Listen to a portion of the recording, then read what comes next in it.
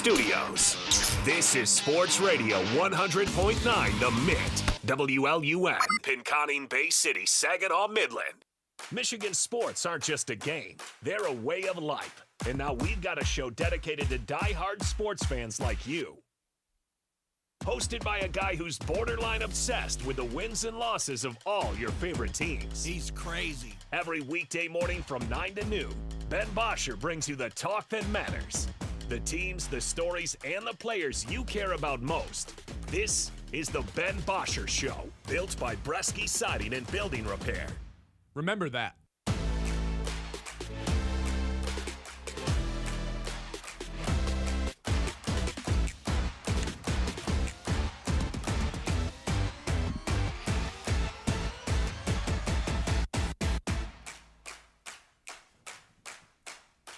Hello, and welcome into the show, everybody. Happy Tuesday. Hope everyone had a good Monday. Now we're rocking and rolling through the week.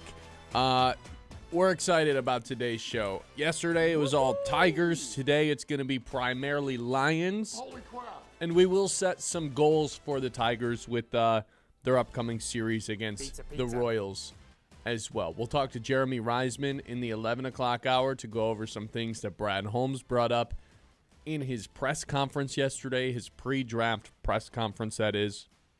And that's exactly where we're going to start things out. Brad Holmes, a couple different interesting quotes that he had yesterday. The first of which is talking about something Kyle and I and everybody else in Lions media has been talking about for quite some time, and that is filling the needs, the holes on this roster during the NFL draft. But you know Brad Holmes. What has Brad Holmes always told us since the day he walked in as the Lions GM? We don't draft based on needs. We draft based on best player available. Free agency is where you fill the holes. The draft is where you add talent. I can get behind that philosophy for the most part. But when you back yourself into a corner, the way that Brad Holmes has, okay, this year might be a little bit different in my mind. You have to take a tackle in the first round. You don't have a choice. You have to take an edge rusher at some point too. You don't really have a choice. But according to Brad Holmes, this is more business as usual.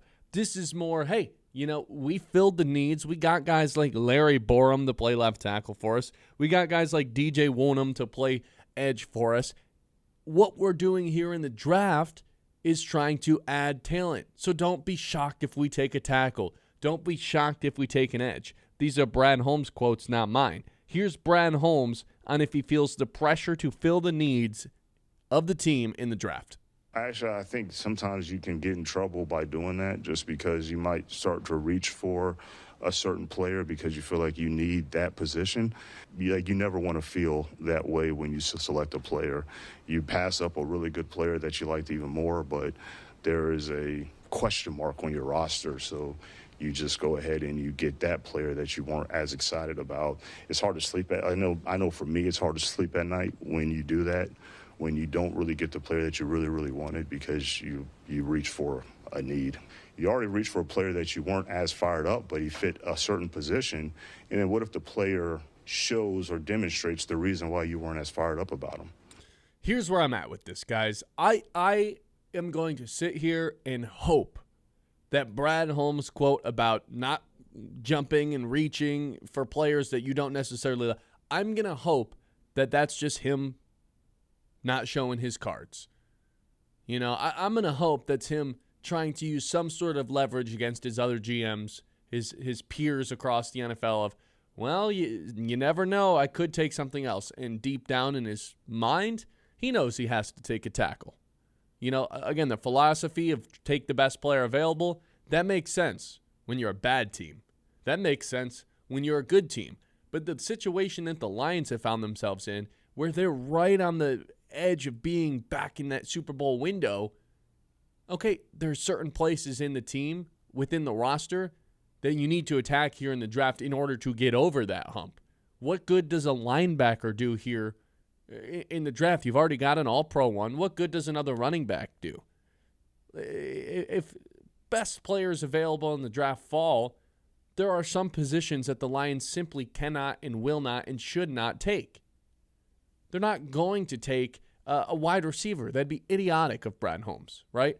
So there's give and take with this. I hope that he's saying all this just to say the right things in front of this microphone, just to not blatantly say, hey, I'm taking an offensive tackle. That'd be malpractice. You're not supposed to just reveal what you're taking as a GM. But there's another side of me that actually believes him, and that side of me is horrified. Horrified that on draft night, pick 17, here's another linebacker for you. We don't feel great about Derek Barnes. We lost Alex Anzalone. We haven't done a good job of replacing either of those guys. Here's a linebacker for you. That scares me. What really scares me is walking away from the first round without an edge rusher or a tackle for that matter. That really scares me. And unfortunately, there's a past history of of us being so fooled by him and it working out and him being able to laugh at us in the end with the Gibbs pick, with the Campbell pick, that I actually am incredibly fearful that he's not just saying the right things, but actually telling the truth. I hope he's lying to us. Unfortunately, part of me thinks he's not. That part of me is terrified. I mean, it's something that we have to expect with Brad Holmes, right? This is the mindset that he is always not just taken. It's the mindset that he's had. Like, I truly do believe that's how he feels. Now, I do also think that as a GM, you're not just going to the media a week and a half before the draft and saying, yeah, we're taking a tackle no matter what. Because then that screws up everything, right? Anybody that wants to take a tackle that's behind the Lions is going to do their damnedest to get in front of them so that they can get the guy that they want. Like, it's not a smart thing to do to go to the draft and be like, or to go to the media and say this is what the spot we're taking. Correct. Everybody knows that, right? I mean, that's just a dumb thing to do. And so this presser from Brad Holmes, to me, it didn't take away anything, but it certainly did enlighten the possibility more, like you're talking about, of them not taking a tackle, of them not taking an edge rusher. Because did we think that it all was a possibility? Not really. Why would they take any other position other than those two? Like, it makes truly no sense for them to do that. But then you think about some of the other decisions that have been made in the past, and Brad Holmes has always kind of seemed to be the zag guy. Mm-hmm. You know, that seems to be the personality that he takes on. And sometimes that can be fun, and it can result with you getting Jahmyr Gibbs. And sometimes it can be not so fun. And if he does do something like that this year, I don't think the Lions fans are going to be very happy about that. Not only was it those quotes about not wanting to draft based on needs, but it was the way he talked about the players that he signed here in free agency, obviously Borum being one of them, who's from Detroit. We think he's paid to be this offensive tackle 3.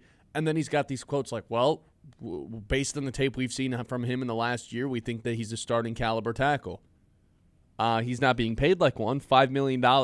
Let's say there's 64 starting offensive tackles in the NFL. He's making the 86th most amount of money this year. He's being paid as a backup. It's not that he's being paid as a starter, yet Brad Holmes is speaking of him as if he is a starter. DJ Woonem signed to a 1-year, $3 million deal. That ranks 54th amongst starters.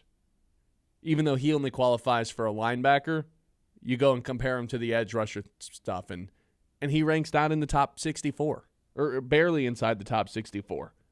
Is that a guy that they're really going to rely on? According to Brad Holmes, has been a starter for most of his career. 54 starts to his name. And I messed that up. He ranks 72nd among starting edge rushers. 54 starts to his career, though. And Brad Holmes made sure to tell all of us about that. That's where I start to get a little bit concerned. So here's what we're doing. Sniff test. BS detector. What do we think?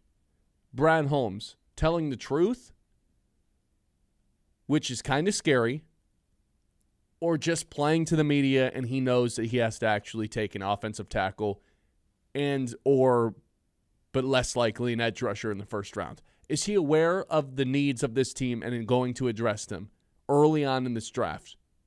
Or is he being straight up truthful? I hope he's lying in this situation, by the way. I need them to just take a tackle. Please, for the love of God, just take a tackle. I hope he's lying and we smell some BS. Or is he being 100% truthful and you're sitting here kind of thinking, yeah, there's actually a chance that this guy's crazy enough to draft a linebacker, crazy enough to draft a corner with pick 17. I hope he's lying. I mean, even if he drafts an edge rusher, I would still be a little bit just like, I mean, yeah, I get it's a position that they need, but they need a tackle more than anything, man. Like, Yes. They've never gone into a draft with a bigger need on the table than this one in the Brad Holmes, Dan Campbell era. You know, you can take out that first season because they had needs everywhere. That doesn't really count. They weren't a good team. And take out the first 2 seasons. Right, 3 exactly. seasons. Like, this is the spot where it's so obvious they have to do it. It seems like there's going to be guys on the board for them to do it. And so if I had to lean one way or another on this Brad Holmes sniff test, I'm going to smell a little bit more on the side of this is just him playing into what you have to do as a GM. You have to say these things because you can't be 100% honest with the media a week and a half before the draft, or else it's going to screw you over. I think he's aware of the needs on this team because how could you not be? That seems pretty obvious. But also, a part of me does believe him in the fact that he might actually think Larry Borom is a starting NFL tackle and that DJ Wanham is an NFL starting edge rusher. Here's maybe the better question. If we hooked Brad Holmes up to a lie detector and gave him truth serum and said, you're taking a tackle, right? What does he say? Does he say, well, yeah, like I know my typical draft philosophy for the draft is take the best player available, but I understand the situation we're in right now. Or does he straight up on truth serum say, nope, we're taking the best player available? If that's the truth, I'm terrified of how this draft is going to go. 989-837-6125. What do you think? With truth serum, hooked up to a lie detector, what is Brad Holmes actually thinking about this year's draft? 989-837-6125. This is the Ben Bosscher Show.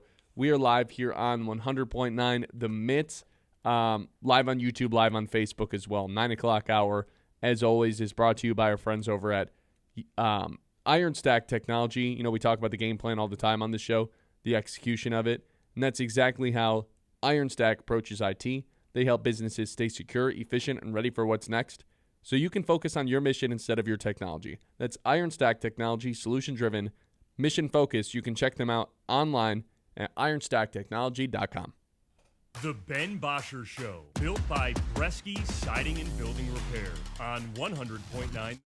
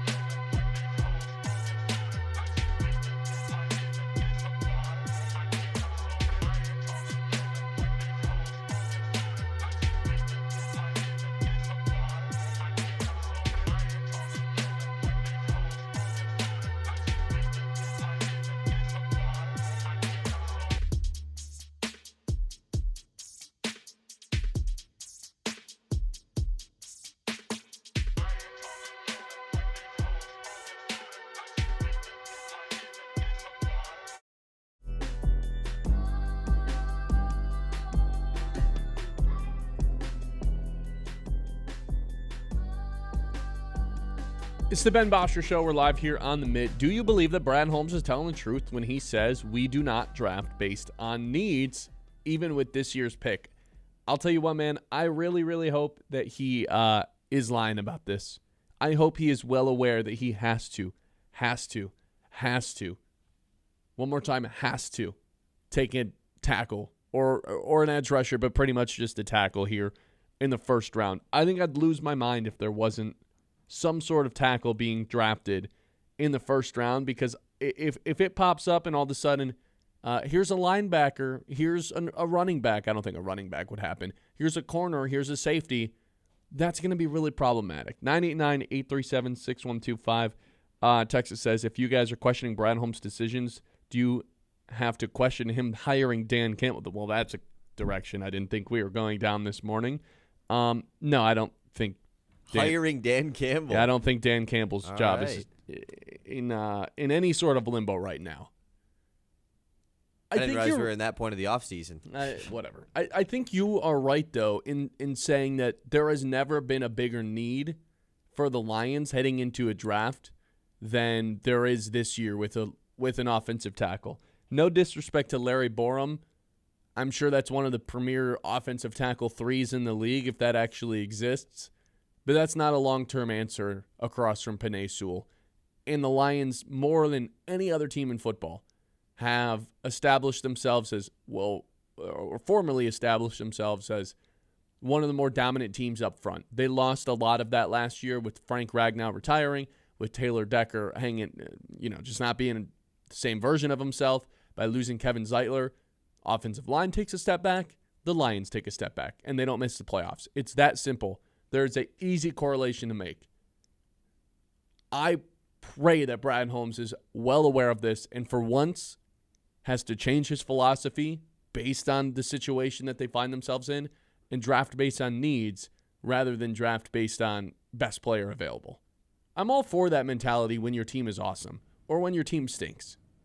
But the Lions are in a very unique situation right now where they need to address one specific thing. And we also should be assuming, if we think that the Lions are going to once again be good at some point, this is going to be the highest they're going to be picking in a while. So, it's their most important pick, at least they've had in the last couple of years, and potentially going forward, just from how high it is in the draft perspective. And now you have as big of a need as you do at offensive tackle, which is a tough position to just nail at the back end of the first round. The fact that you have this, right smack dab in the middle of the first round pick, it just makes all the sense in the world. So I agree. I just think this is a simple example of Brad Holmes having to tell the people what they want to hear and to not potentially give away what they're going to be doing in the draft, even though it completely backs the mindset that he's always had as the Lions GM. This isn't anything new. He's always been best player available coming in the draft every single time, even when they do have clear needs. So it's interesting. Ryan in the YouTube chat says, the scariest part is the Lions don't really lie about what they're going to do. Look at the edge the last 4 years. We have Hutch. We're good. We don't value the position. And then they weren't lying about it. That's a good point. They have – look, Brad Holmes is not just going to sit here and just tell us, yeah, we're taking a tackle in the first round. That's malpractice to do as a GM. But he does keep it pretty real. Yeah, I don't know why you guys keep pressing me about this. You know what else he, is noticing that the media are pressing on him with is getting aggressive in the draft, because it's ran into this situation where they only have 2 picks in the top 100. But he doubled down on it yesterday during his press conference and said if there's a player available that will help them get to the Super Bowl, or at least in their mind will help them, that he'll continue his aggression. Here's Brad Holmes on that yesterday. Absolutely. Yeah, if it's the right guy. Yeah. I mean, you guys know me. I feel like you guys get mad at me sometimes. I do that too much sometimes. But no, if we have that kind of conviction for a player, absolutely, we're gonna go and get him. He's traded up 12 times. He's traded back 3 times in his tenure with the Lions. There's a combination. There's mixed results, right? He traded back and it worked with Gibbs. He traded up and it worked with J-Mo. There's a lot of examples that he traded up for Giovanni Manu. There's examples of it going both ways. Continuing to have that sort of approach does bubble you into a window. And as long as we are all aware of that, I'm okay with them getting aggressive and trading up. But it also goes against another philosophy that Brad Holmes has had, which is we want long, sustainable success. We're not here to create windows for ourselves. Okay, then if you're going to go trade up, you can't say that anymore. You're burning your draft picks as we speak.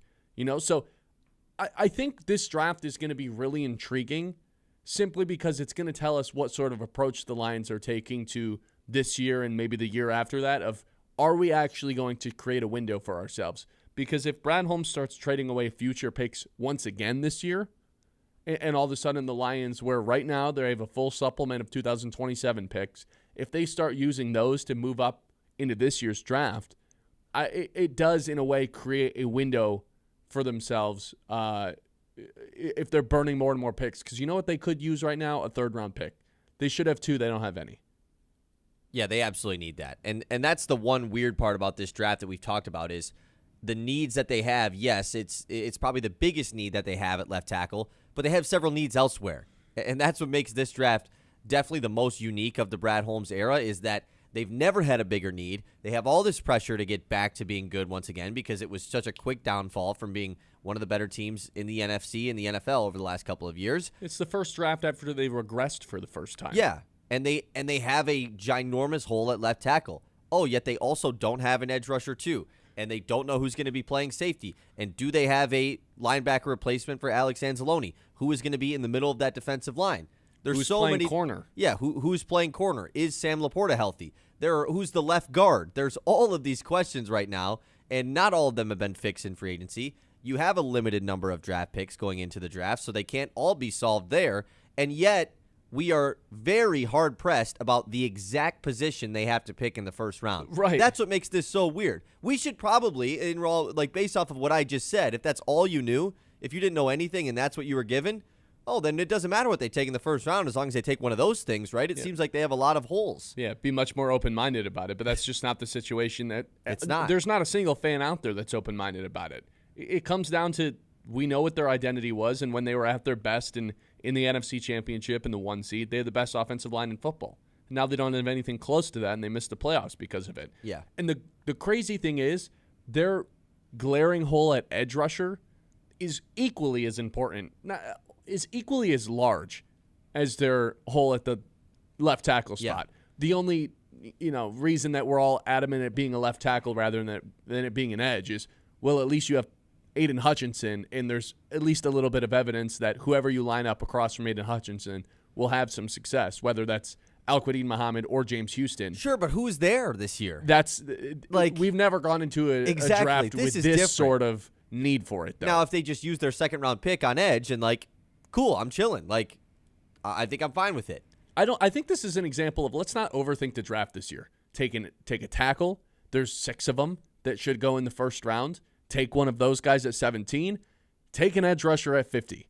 Let's not overcomplicate things. And I think we should make 3 or 4 trades. Really get confusing. I'm not anti-making a trade. It gets pretty scary when you start trading up, though. I'll say that. But it would make me feel like they're a little bit more all in on this season, which I don't know how I'd necessarily feel about. Yeah.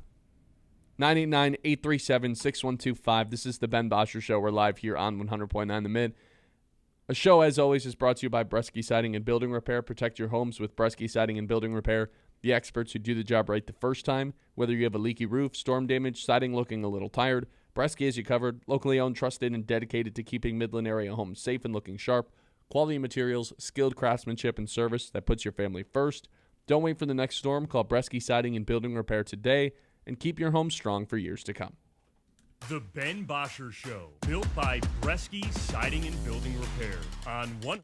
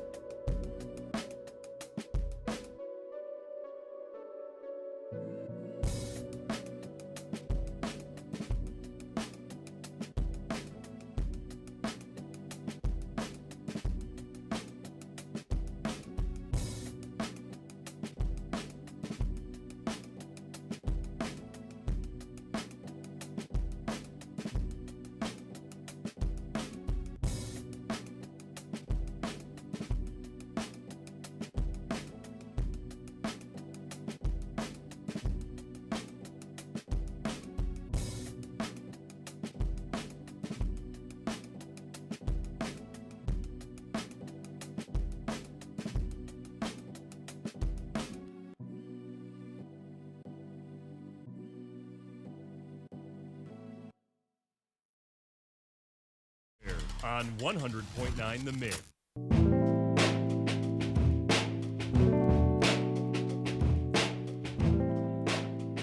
All right, 989-837-6125. Welcome back into the show. Let's hit the news.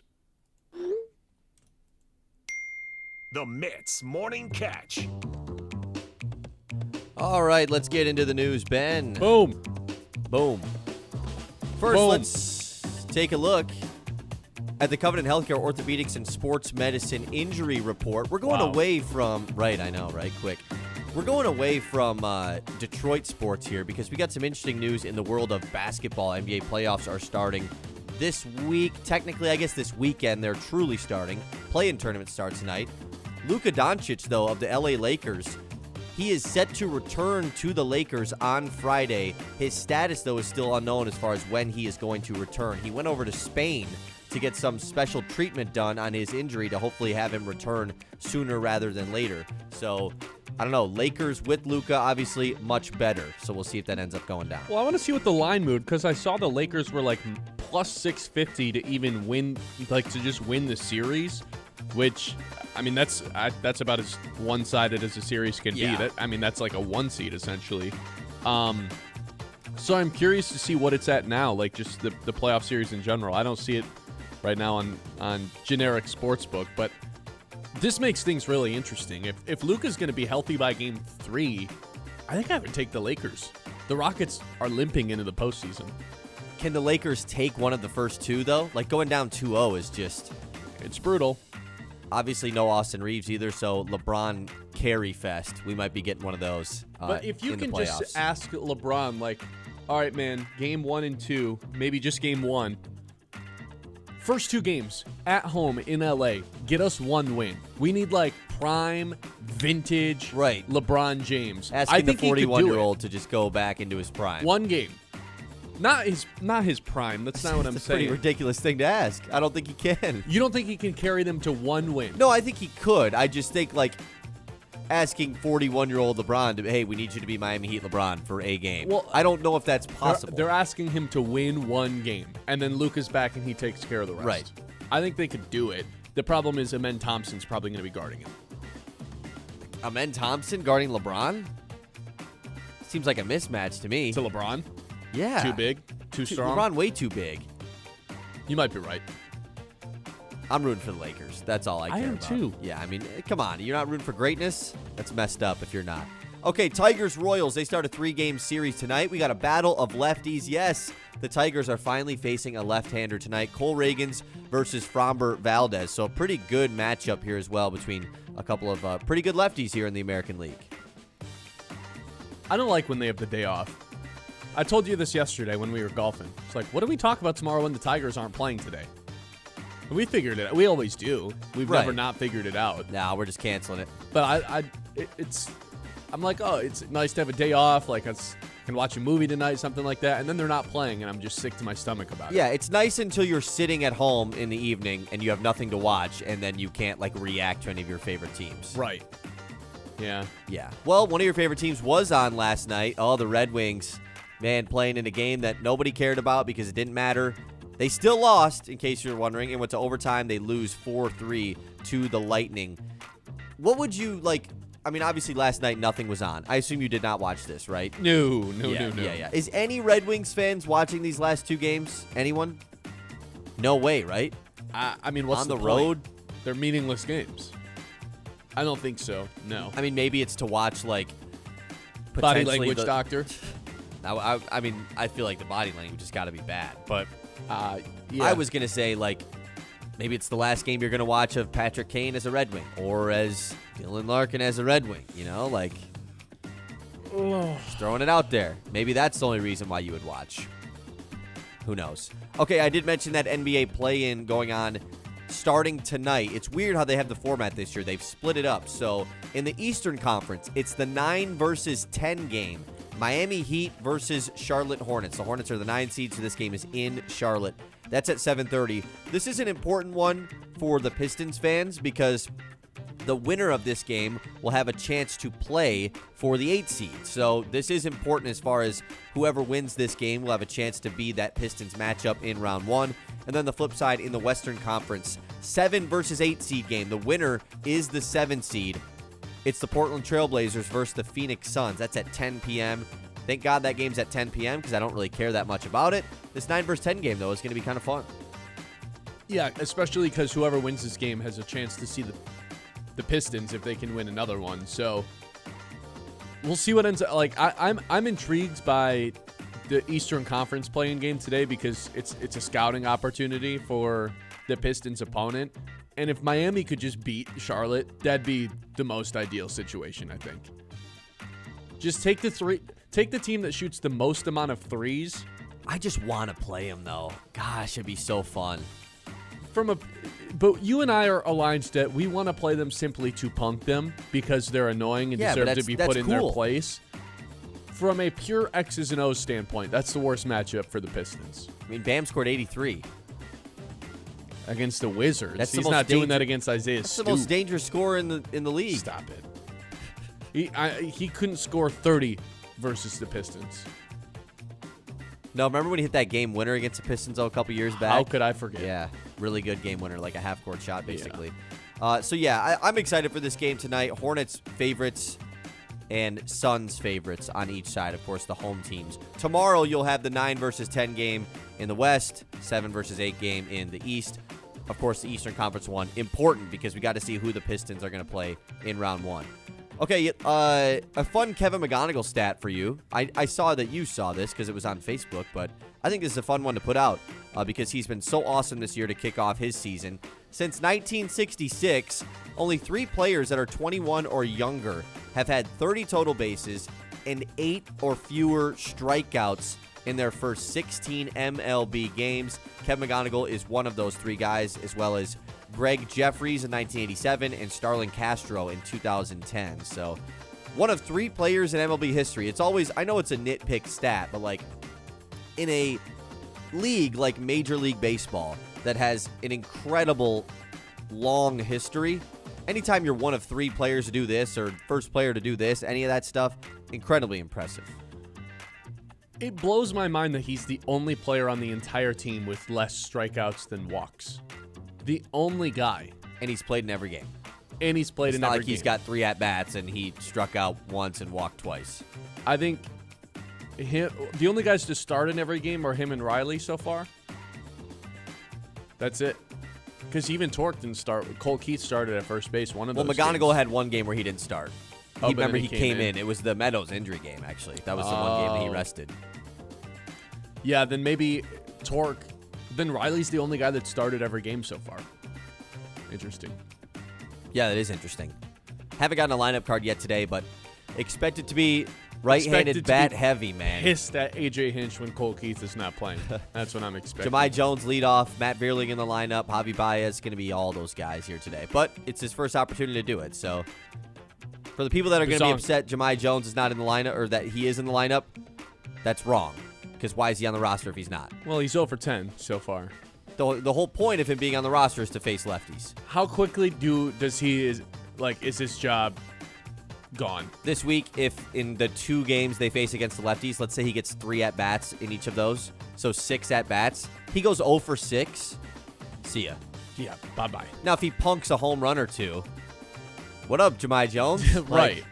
Happy to have the lefty killer back on the squad here. But, yeah, that's kind of the whole purpose that he serves. So we'll see how that goes.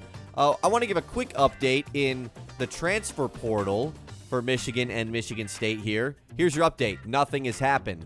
Outside of J.P. Estrella coming to Michigan, nobody committed to Michigan yet. Michigan State, nobody as well. They also haven't had anybody leave in the portal yet, so they don't have a ton of roster spots available. But there's been a lot of rumors with MSU. They're targeting a bunch of these big men. Nobody, though, has committed to the Spartans yet. Michigan's still looking to round out their roster. I think Michigan is still just waiting to see who's returning to the team as well, because that could obviously play into their strategy going into the transfer portal. Yep, we'll be awaiting a decision anytime, Marez Johnson.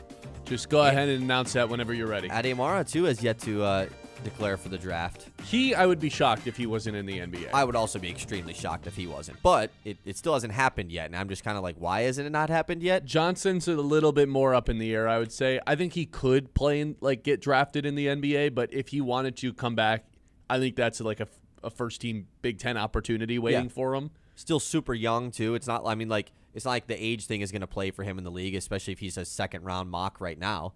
He only could improve his draft stock, I think. So I think it's totally in play. Still another week or so left in the transfer portal, though. So plenty of time for both Tom Izzo and Dusty May to get busy. 989-837-6125. This is the Ben Bosscher Show. We're live here on 100.9 The Mitt. Hey, Mid-Michigan, if your eyes are feeling dry or itchy or irritated all day, that is not normal. And Mid-Modern Eye Care and Dry Eye Clinic specializes in dry eye treatment that actually works. If your eyes burn, water, or feel tired from screens, they can help you get real, lasting relief. From advanced dry eye care to exams, glasses, contacts, they've got you covered. Stop dealing with discomfort and start seeing clearer and more comfortably again. See better, feel better with Mid-Modern Eye Care and Dry Eye Clinic next to Kroger in Midland. The Ben Bosscher Show, built by Bresky Siding and Building Repair on 100.9.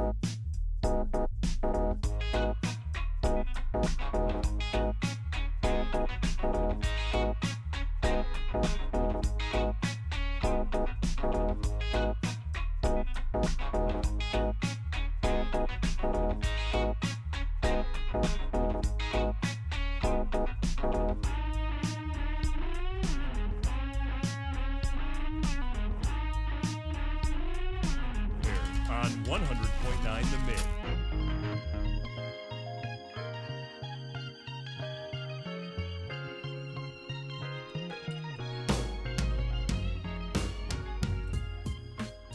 You know that hypothetical that goes around? It's like, hey, could you win the Masters if you dropped your ball and you got to start at the furthest point or the hardest point from the green while everyone else had to go from the tee boxes? Well, I found out yesterday that the answer for me is absolutely not. No, I could not win the Masters even if I started on the. You could put me halfway to the hole on the green, and I still don't think I would win the Masters. Really tough opening day for your boy over on the links at Sandy Ridge. Really tough. Yeah, I mean, this was a hypothetical I think we've debunked a couple of times in the past. If you are a casual golfer, and by casual golfer, I mean like you aren't shooting like 90 every time, you're not doing that, you know? So like that's always been something a theory that I feel like people just underestimate as far as with the Masters. You're also not gaining a yard. If you had the best offensive line in football, you're just not See, gaining a yard in the NFL. I disagree. You're so stupid. Disagree. I could get 1 yard as a running back. With a professional offensive line, I could get 1 yard. I don't think one. You I are would just dive forward 1 yard. First of all, you're going to be lucky if you Do can I even have Philly's O-line? I mean, there's a yard given to me. Nope. Here's how it's going to go. If not when, if you can receive the handoff on time. Right, yeah, because I can't grab a football.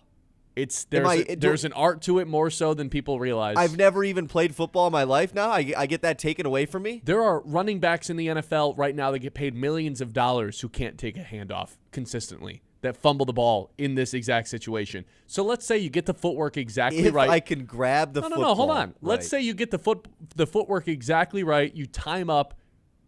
Odds of you actually timing up, when you're supposed to get the ball, unlikely. So you get the handoff and you basically are frozen for a half a second. Then by the time you decide where you're going, it's too late. Someone's killing you. Someone has to lay one hand on you. They have to get one hand on you, and you're not you, but everyone fumbling, going down. I agree. I'm probably fumbling. Hurting yourself. That I will for sure agree with. But also, I can just. How many carries am I getting? One. I can get 1 yard, dude. It's different if you're. If I have a good offensive line, if you're getting a shotgun snap, a direct snap to you, that's different. Getting the handoff is way more difficult than people realize. I don't think anybody's formation. Do I have a fullback in front of me? No. You don't have anybody in front of you other than the offensive line.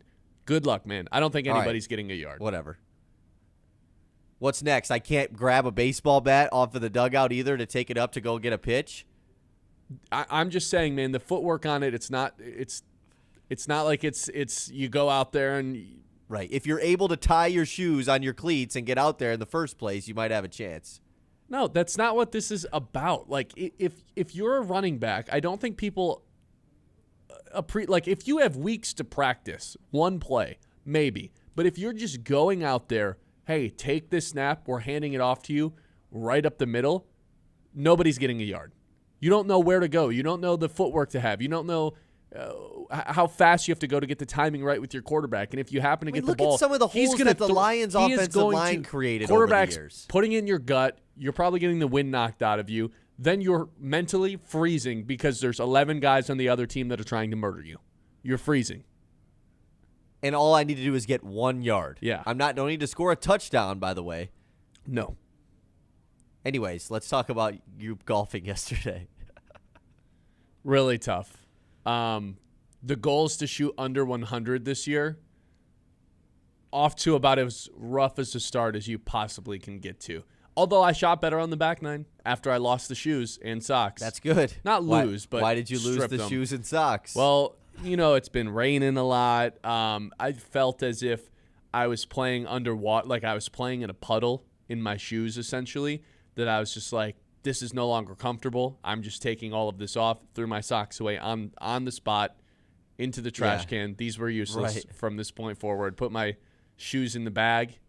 We walked the 18, and I think that helped a little bit, maybe. But the fatigue by the end of the back nine. Yeah. Although I think I was playing my best golf by the last 3 holes. That's when I locked in the most. I think so too. And also I think that just comes with it's the first outing of the year. like the first couple of holes are just going to be a disaster. Mm-hmm. It just kind of has to happen. Didn't hit the range before, like didn't even get any sort of swings in. Just boom, raw dog, let's go. Hit some practice swings in the backyard if that counts. That does not count. Okay. So yeah, I mean it's always going to be tough at the beginning of the year. You have tough conditions because of course it's been wet out. Yep. Walking. That's a lot of steps. It is. Ben's shoes got soaked despite Brad and I just being completely dry. And also first time playing of the year. Mm-hmm. It's a lot going into it. You didn't share your score. You said it was bad. And It was 120. 120 total. The goal is to go sub 100 this year. Got to shave 20 strokes. I would say if it was dry conditions and, to nobody's fault, the course was extremely wet, I would say that's got to be at least 3 strokes. And then all of a sudden, that's probably being on the conservative side of things, to be honest. But I don't want to just say times like the ball ends up in a wet spot that typically isn't going to be wet, and once it's regular summertime out, stuff like that totally happens. Greens are a little bit easier to figure out because some greens were a bit wetter than others, so it was kind of hard to read. I couldn't figure that out out at all yesterday. So I would say normal conditions, that probably shaves 3 to 5 strokes. So then I'm really just focusing on shaving 15 strokes throughout the course of the summer. And, chalk it up to first time of the year. That's another 3 strokes. So, I'm really only trying to shave between 12 and 15 still strokes. a ton of strokes. Yeah. I just got to mentally focus in more. I think that's the hardest part. It's a long time to be out there, and I think I get a little bit I gotta just take every hole like it's the most important hole.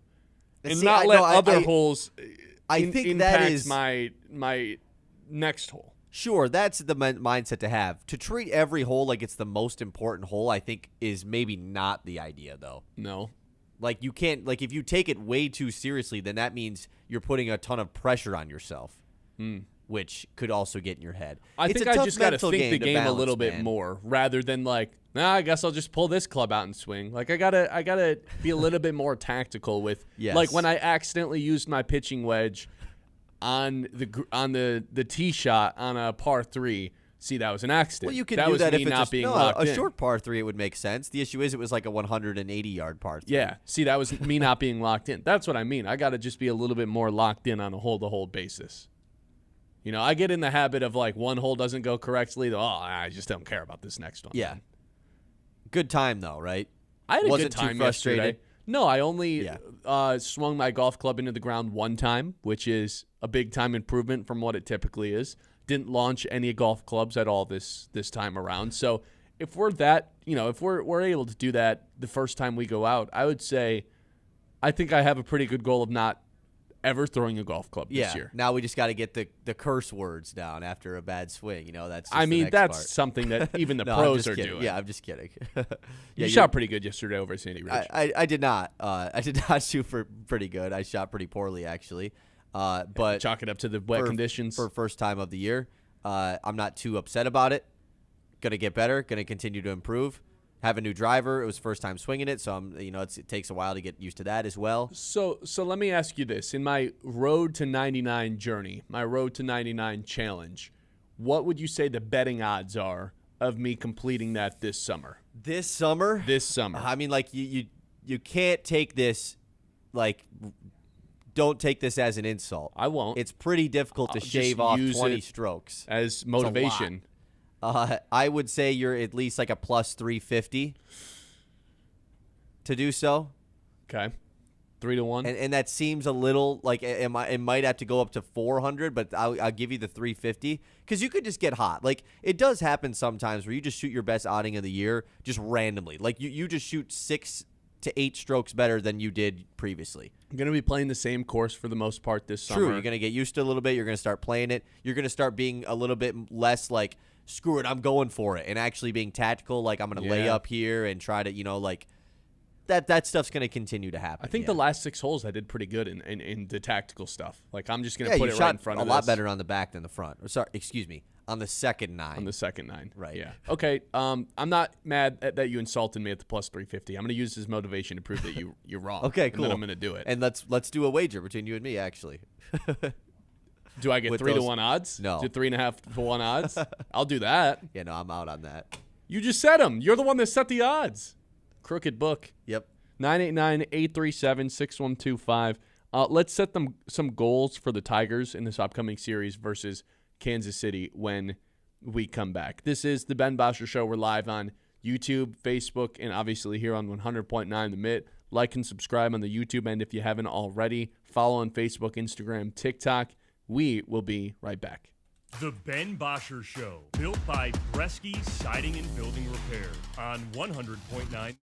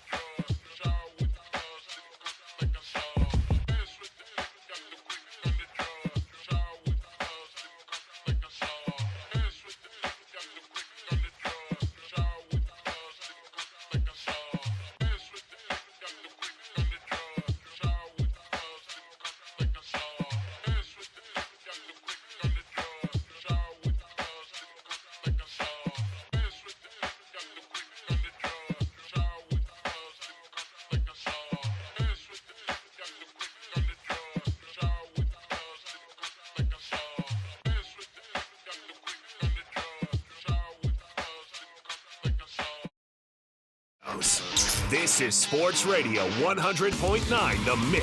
WLUN, Pinconning Bay City, Saginaw, Midland.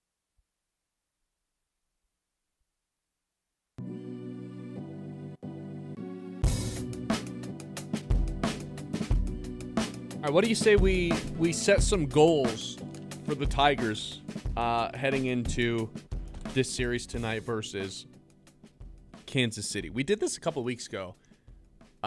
I thought it actually worked out pretty well. I liked it. So maybe we can do this heading into a series, any day one of a series. We can start making this another something that we do here on the show. And it seemed like they hit their goals, too. They did. So we made them reasonable. Yeah. And then they won the series, which is my number one goal for the Tigers in this series versus Kansas City. Should be the number one goal of every series that they have this summer. It's just win the series. Keep it simple, you know? They won their series versus San Diego. They won their series versus the Marlins. They obviously lost versus Minnesota. They lost versus Arizona. And then what's the one that I'm forgetting about in there? There was one more Tiger series that they played in that I'm drawing a blank on right now. San Diego? St. Louis? St. Louis, that's the one. So they're 3-2 in series so far. Can they get to 4-2? That'd be my first goal for this team, which it should just be the goal of every series this summer for the Tigers. Yeah, I mean, I would just prefer if they never got swept too. Like, sometimes you're going to lose series. Like, I understand a goal is to, like, you have to have a goal to win the series. But if you are going to lose a series, don't get swept. And after that happened to Minnesota, I really don't want to get swept. Yeah, no 4 more games, sweeps. especially because this is a division series. Like, this is a big one. No more sweeps. How about this? Season goal the rest of the year. No more sweeps. Don't get swept again. All right, win the series is goal number 1. Goal number 2, this is the exact identical goal that we made a couple weeks back for their home series, their first home series of the year. Hit multiple home runs. Right now the Tigers have 12, which is tied for the third least amount across Major League Baseball. They're just not hitting a ball with a ton of power. With that being said, on Sunday, Sunday and Saturday, Riley hit one, Carey hit one, McGonigle hit one, Dingler hit one. Like, they were hitting them this weekend. I'd like to keep that pace up a little bit more, or some version of it, rather than what they had been for the first 4 series of the year, because they still have a lot of ground to make up. We need to see some more home runs being hit from this team. You know what would help? A torque bomb. We still haven't had a torque bomb yet this year. I'm not going to put it on him. Like, hey, if you don't, I think we are this far into the season where we can. That's what I think we are. We should expect him to have a home run. Yeah. Torque this bomb. Series. Torque bomb plus one other home run at some point this series is my goal for the Tigers. So they kind of go twofold. Yeah, I totally agree with this one. I mean, I think part of the goals of this series, a lot of them should center around Spencer Torkelson. You're facing 2 left-handed pitchers. I understand that he's always been kind of a split guy against righties and lefties anyways. It's not like he's way more dominant against lefties. But with him being one of the lone consistent right-handed bats in this lineup, this is the series where he's got to, hey, I'm back, guys. Sorry I got out to this slow start. It is what it is. Here we go. We're feeling good. You don't have to worry about Josue Briseño, none of that. I'm still the first baseman of this team. That has to come this series. I'm with you. Goal number 3. Can we get Colt Keith some left-handed pitching at-bats? He's got one of them this year. I'd like to have more. We're going to have 2 opportunities with 2 starters this week. Cole Raggins on the mound tonight. I think it's Bubik on the mound on Wednesday or on Thursday, right? As their second lefty that they'll face this series. Can we just get Colt Keith in the starting lineup and at the very least one of those games, ideally 2? He's the hottest hitter on the team other than Kevin McGonigle this year.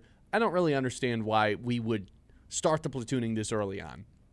I think it's going to, I mean, you're like, we're watching this play out in real life of them walking Colt Keith down the Kerry Carpenter path. Because now it's too late for Kerry Carpenter. He's never going to turn into a left-handed killing hitter. It's just not going to happen because we've eliminated his ability to do it with not giving him opportunities. I don't want Colt Keith to walk down that same path. I want him to have opportunities, and even if there's a struggle early on, let him swim through it. Let him break through the egg.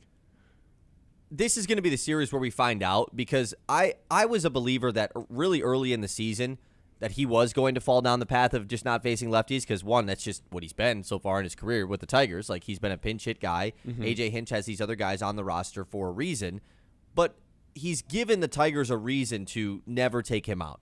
Like, how could you ever take Colt Keith out of the game? What, the fact that his stats are good, or the fact that they paid him already? The fact that his stats are good. I mean, they paid him already 2 years ago and was still subbing him out for lefties. Like, right, and I'd argue he's not being paid to only hit against half the pitchers in baseball. You know what I mean? Yeah, totally. And he's like making that contract look awesome right now, but it only looks awesome if he's a qualified hitter. Like, that's the part that's frustrating about the guy is he played like 120 games last year and he was fully healthy. Like, that should never be the case. And so, yeah, this is the series where we truly do find out what AJ Hinch's plan is with Colt Keith as far as going up against the lefties, and what it is for McGonigle too. Like, I think we're just assuming McGonigle is. We don't know, though, for sure. So we're going to find out with both of those guys. We got to come up with something. If Colt Keith is not in the starting lineup today, I will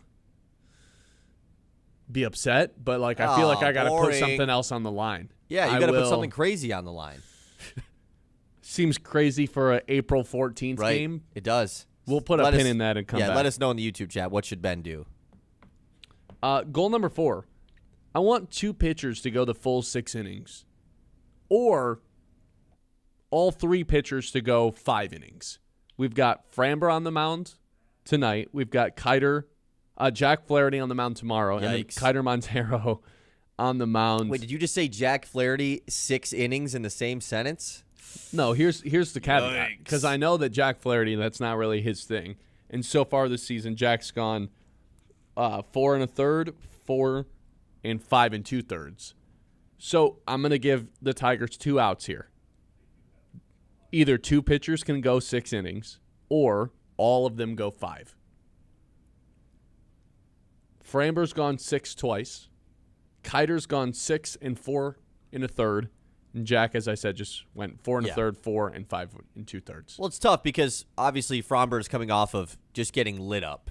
And he still pitched long into that game. He still went 5 innings. Yeah, but just got torched in the first inning of that one. So you would love for him to bounce back after that one. Montero is coming off of maybe the best start of his career. So you're feeling good about him. But it seems like it's always these are the starts that are always the trap starts for guys like him. Like, oh, everybody's feeling good about Kiter Montero, boom, and this is kind of the spot where he returns back to the means. So you obviously are a little bit worried about that. And then Jack Flaherty, I mean, what was the thing that we talked about? Him facing against the third. If he goes through the lineup a third time, it's over. What did we say? You have to walk every.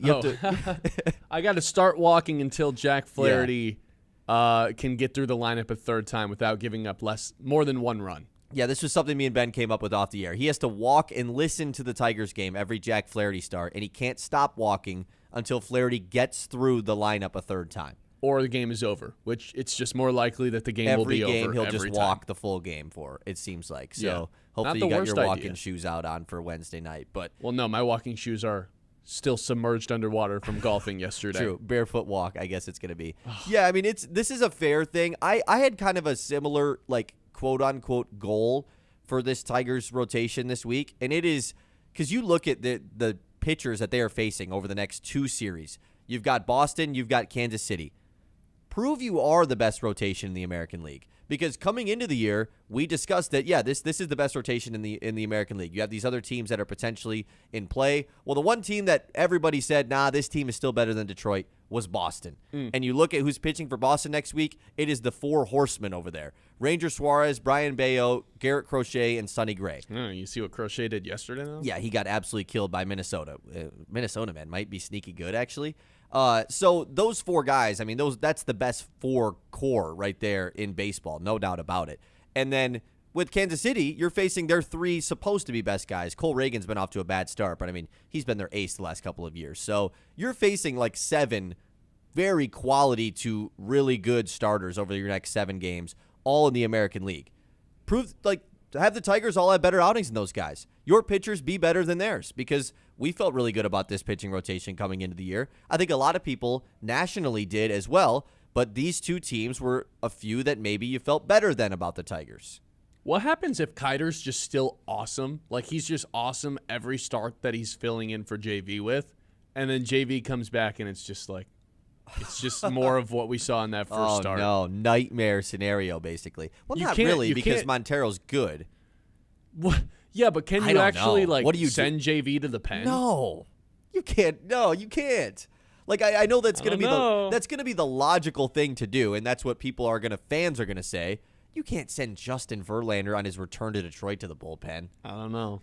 You also got to look at, like, what happened to him last year. He was just bad for, like, 70% of the season last year and then became really good for the back half. Like, they understand that as well. But, yeah, Montero might give the Tigers a reason to be like, stretch this thing out to a 6-man rotation. When are we going to get an update on JV, by the way? I mean, that was on Easter. It was 15-day IL, right? We're creeping up on that. I mean, it's been 9 days. Yeah, we're creeping up on that. Still another week to go. We'll be fine. I don't think it's a major thing. But they don't give us updates all that often on it. No. We'll let you know when we get an update. I've got a couple more goals to get to. That's when we come back. This is the Ben Bosscher Show, and we're live here on 100.9 The Mitch. We were talking about this place earlier, Sandy Ridge. Midland's hidden gem where every round feels like a little bit of a getaway. Now featuring a brand new clubhouse, part lounge, part hangout, all class. perfect for cooling down or talking smack after 18. Smooth greens, scenic fairways, and enough birdies to make your buddies jealous. Whether you're a weekend warrior or just there for the vibes, Sandy Ridge brings the game and the chill. Book a teen time, plan your outing, or just stop by and pretend you know how to read a green. That's Sandy Ridge Golf Course, the hidden gem that's way too good to stay a secret. The Ben Bosscher Show, built by Bresky Siding and Building Repair.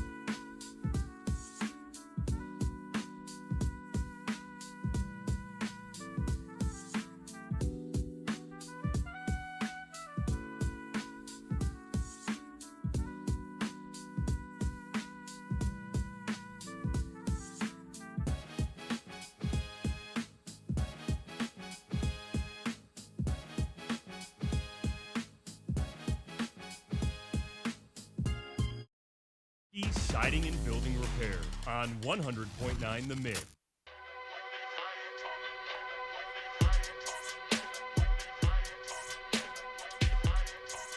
Few more goals for the Tigers to get to as they start their series tonight in Kansas City at 6:40. Framber on the mound early. The last one we left you off with was either two pitchers go 6 full innings or all 3 pitchers go 5 innings. I'm an open-ended guy, man. I'm leaving the door open 2 different ways that you can check that box off. I think the more likely one is 2 different guys go 6 innings. Can we just get another Framber 6-inning start and then Kiter just shocks us and continues to be awesome? Yeah, I think that's the better goal because it's more surprising. Like, you can just assume that Valdez hopefully bounces back after what he did last time out and can go deeper into this game. If one of the other two guys went 6, that's good. That'd be awesome. Right? I mean, if Jack Flaherty went 6 innings, woo, like, that's going to be his longest start of the year. Kiter Montero goes 6 innings. Okay, that's great because that means clearly something is clicking for him. Yeah, and that's then that would be back-to-back. Right. And then, like you said, I think that's when you might have to really start having conversations of like, whoa, like Kiter Montero, what's going on here? Like, you give Justin guy in the Verlander a rotation? call, and it's like, hey, how's that hip? Just checking in. Just take your time, man. yeah, man, Just, are you sure you're ready? I don't know. just take your time. Make sure you're 110%. Yeah. There's no rush in anything. Yeah, like, it's a good problem to have. Totally. But If Kiter Kiter could yeah. kind of, like, just saying it out loud, Kiter Montero could push Justin Verlander out of the rotation. It seems absolutely nuts, but another great start tonight, and all of a sudden, like, probably or tomorrow. No, that's Thursday, isn't it? Yeah.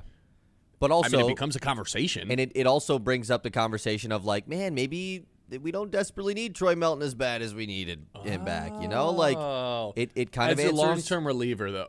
Well, Sure. are you saying that's where the Kiter Montero role could be? It's where the Montero / whoever he's replacing role is. Because The who's to long-term say it's reliever. Verlander? If Jack Flaherty, boom, gets killed again, all of a sudden, like, it's a lot easier to ask Jack Flaherty to become the long reliever than Justin Verlander. But that was Jack's whole thing last year. Is he's making too much money. Yeah, he you're right. Still is. I think you Was know the I've day been 3 banging starter too. Like, I've also been banging this drum for forever that Jack Flaherty would be better suited coming out of the pen. He can't go 6 innings. He never does it. So what's the point of him being a starter? His fastball velocity is just increasingly going down because he's trying to save himself. What if he could just come in, hey, give us 2 innings here. Give us your best stuff. That'd be the most ideal Jack Flaherty situation. it would be. I think, though, what the Tigers have told us is that they clearly prioritize Flaherty over Casey Mize, for sure. I don't get that. I mean, the guy's the number 5 starter back-to-back years coming into opening day. And maybe that's just a, hey, Casey Mize has never stayed healthy thing. Let's get as little preserving on him as possible by putting him at the back of the rotation. That could be it. Who knows? But, yeah. Do you think that Jack Flaherty's a better pitcher than Casey Mize for the last year? I think in the playoffs last year, Jack Flaherty was the Tigers' second-best pitcher, and that's when baseball mattered the most. Like, overall, no. Overall, Mize had a better season, totally. But I'm not going to sit here and be like, it's for sure Casey Mize, because I still can't figure that guy out ever. I don't think we ever will. I know Jack At least Flaherty. we know Flaherty. Flaherty can go 4 innings, fine. Like, Flaherty never really gets killed right at the beginning of the game. Yeah. It's after he's been in for, like, it's the 3rd, 4th, 5th innings where you're like, It's when everyone sees him a third time. Maybe we take him out early here, AJ. Like, Yeah, Flaherty's one of those guys to where, like, Scuba will get into jams and you trust him to get out of it. The second Jack Flaherty gets himself into a jam, pull him. Pull the plug. Just be done. You don't want to see how this thing's going to end. I know Flaherty. He's not going to walk a ton of guys. He's going to get a lot of swing and miss. He just is going to get lit up from time to time. Casey Mize some days comes out and strikes everybody out and throws 1 walk, and I'm like, look at him. And then the next game, he walks 5 guys. Yeah. And he can't throw a strike, and it happens all in the first inning. And I'm like, what happened to the last start? So maybe just from the comfortability of knowing what Jack Flaherty is and not Casey Mize, maybe I do prioritize Jack over him. That's goal number 4. To recap, win the series is goal number 1. Goal number 2 is hit multiple home runs, specifically Spencer Torkelson. Can we get a home run, please? Get Colt Keith some left-handed at-bats. He's going to have 2 chances with 2 lefties projected to start for Kansas City starting tonight. And then my 5th goal.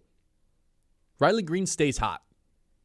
For as much flack as he's taken this year, from us included, 5 hits, 4 RBIs, 2 Ks, 2 walks, 1 home run versus Miami alone. This is a pretty good series for Riley Green. Now, can you stack another series on top of that?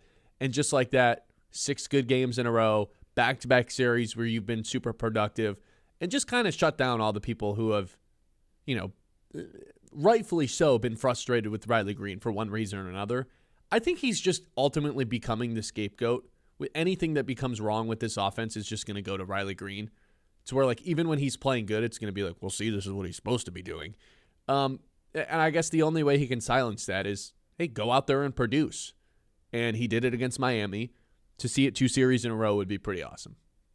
Yeah, absolutely would be. And I do think that the on-base streak thing is... That's a real thing. It's a real thing. Like, that's impressive for a guy that did not draw any walks last year and struck out a ton. 46 of them. He already has 9. Yeah, exactly. That's the number one thing with Riley Green this year, where you're like, finally, now that he did get the home run over, you're like, okay, here we go. Now we can get things going. Like you said, can they keep things rolling as far as him being hot? They've been way better at home than on the road this year. This is the first during the week home series, so it's going to be exciting to see how that goes because they're going to be playing at night. It's nicer out, though, so that's good. It's not freezing cold anymore. Yeah, thank God. Yeah, so that Minnesota series was depressing because not only was it cold, but there was 6 people in the crowd. It was, oh, God, it was terrible. And every game was 3-1, and it was just, that was the worst series ever. So just stay hot, Riley Green. Stack 2 series on top of each other. Keep that on-base streak going. Brandon Inge was the last guy to do this at 24 straight games. He got on base to start the season. That's a pretty good number, man. It's a long time, man. It's a really long time. 24 games in a row, yeah. Hitting a home run would also be nice. Next one. I told you Riley Green's had a nice 3 games. You know, Javier has just kind of quietly stacked an awesome season so far. He's hitting 300, isn't he? He's hitting 316. Yeah. He has 8 hits, not bases, hits in the last 5 games that he's played. He only played in 2 of the 3 series against Miami. Still only has 1 walk this year, but I think now that we've accepted he's just not going to draw walks. 1 is crazy. It's just not going to be a thing. I'll live with it if he's hitting 300 for crying out loud. Totally. So my goal for him is to reach base every game. If you drew a walk, that'd be great. He'll definitely be in the starting lineup both the times they're facing a lefty, right? Maybe he gets an off day in the middle. I would assume he faces the lefties. Yeah, I mean, he's been a pretty consistent over his career dominant guy versus lefties. Just get on base every game.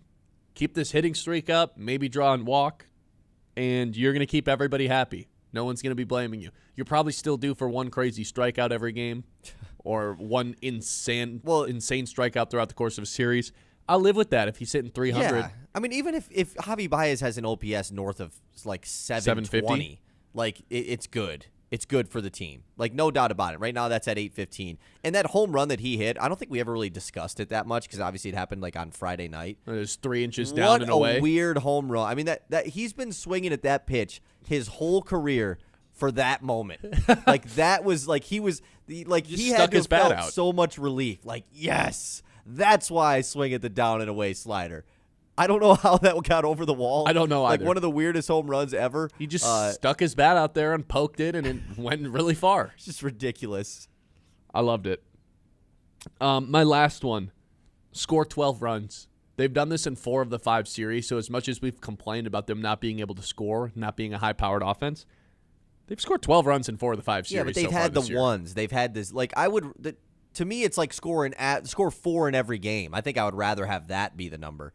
Rather than because they could just go, we scored 8 runs in game 1, and then we scored 2 in game 3 and 2 in game 4. Boom, there's 12 runs. I'd say asking for 4 runs in 3 straight games might be a little of a big ask for any team. I would say maybe let's knock it down to 3. 3 runs in every game. Then that's 9 runs. How about 3 runs in every game minimum? Plus, you gotta score have 12 runs. Okay, sure. I mean, if you think it's silly, tell me. I mean, it just seems very you have to score 3, but you have to make sure you. I think it just straight up. You got to get 4 runs in every game. All right, get 4 runs in every game. But if you have 3, 3, and then 8, I'm not going to be that mad about it. Yeah, you're right. I won't be that mad about it either. Gary did toss us 1 goal that he's got for this series. Sure. He says, Will Vest have 3 positive innings. No runs, better control. How about just Will Vest don't pitch in the 8th inning? Don't suck. Have we tried a 7th inning Will Vest? That hasn't gotten explored much as his time as a Tiger. Maybe that's what we got to do because we got to get Kenley Jansen those saves. I mean, he's going to end up being the closer most of the time. 8th inning Will Vest, man, it's just a bad track record. We got our first home, Kenley Jansen save opportunity Friday night.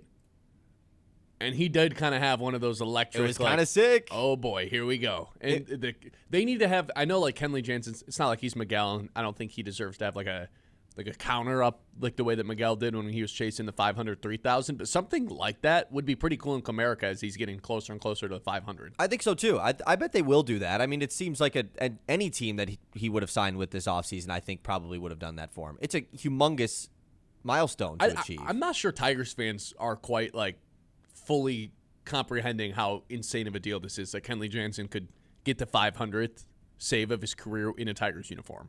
It's not going to happen until much later on in the season if it happens. But to have that counter up on the video board or somewhere in Comerica Park, I think that'd be a nice touch for this and make it feel as special as it should. I totally think so. I hope they do that because that was, like you said, it's not the Cabrera thing. When they had that Cabrera thing up there, man, so awesome. It was like the only thing to look forward to. It was a whole season worth of selling tickets. I went to a game when he was one hit shy. It was against the Yankees. Of 3,000 or day 500? Game of 3,000 hits.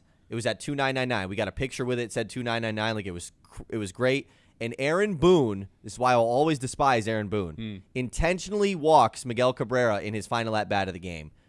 The Tigers ended up winning. Blah blah blah. How do you intentionally walk a guy that's about to get 3,000 hits? It was like the first week of the season, dude. Like, what are we doing? Oh, I was so mad. Yeah. I can't say I'm a big Aaron Boone guy either.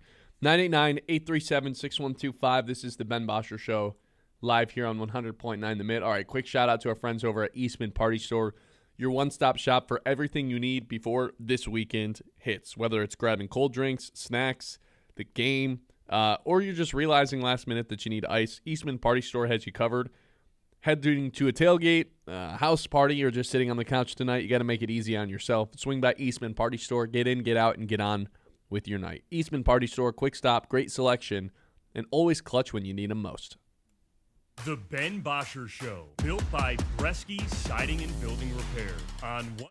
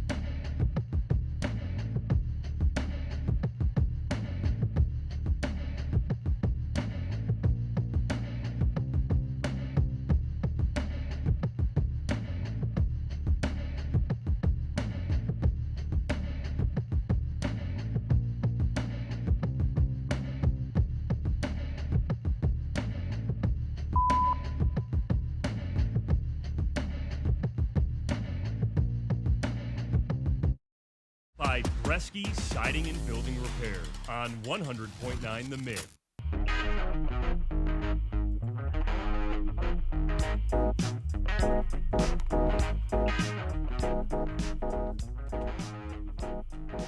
All right, let's put some ball knowledge to the test, some draft knowledge to the test. Let's take a trip around the league. It's time to zoom out and go around the league.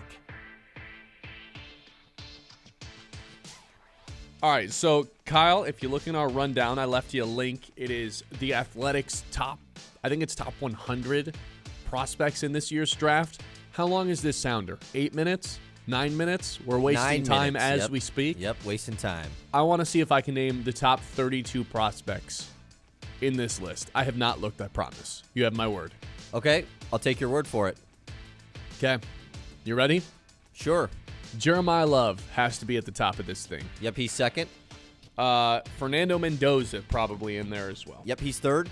Arvel Reese. Yep, he's first. Arvel Reese is first? He's first. I mean, who else would have been first? Wasn't Love or Mendoza?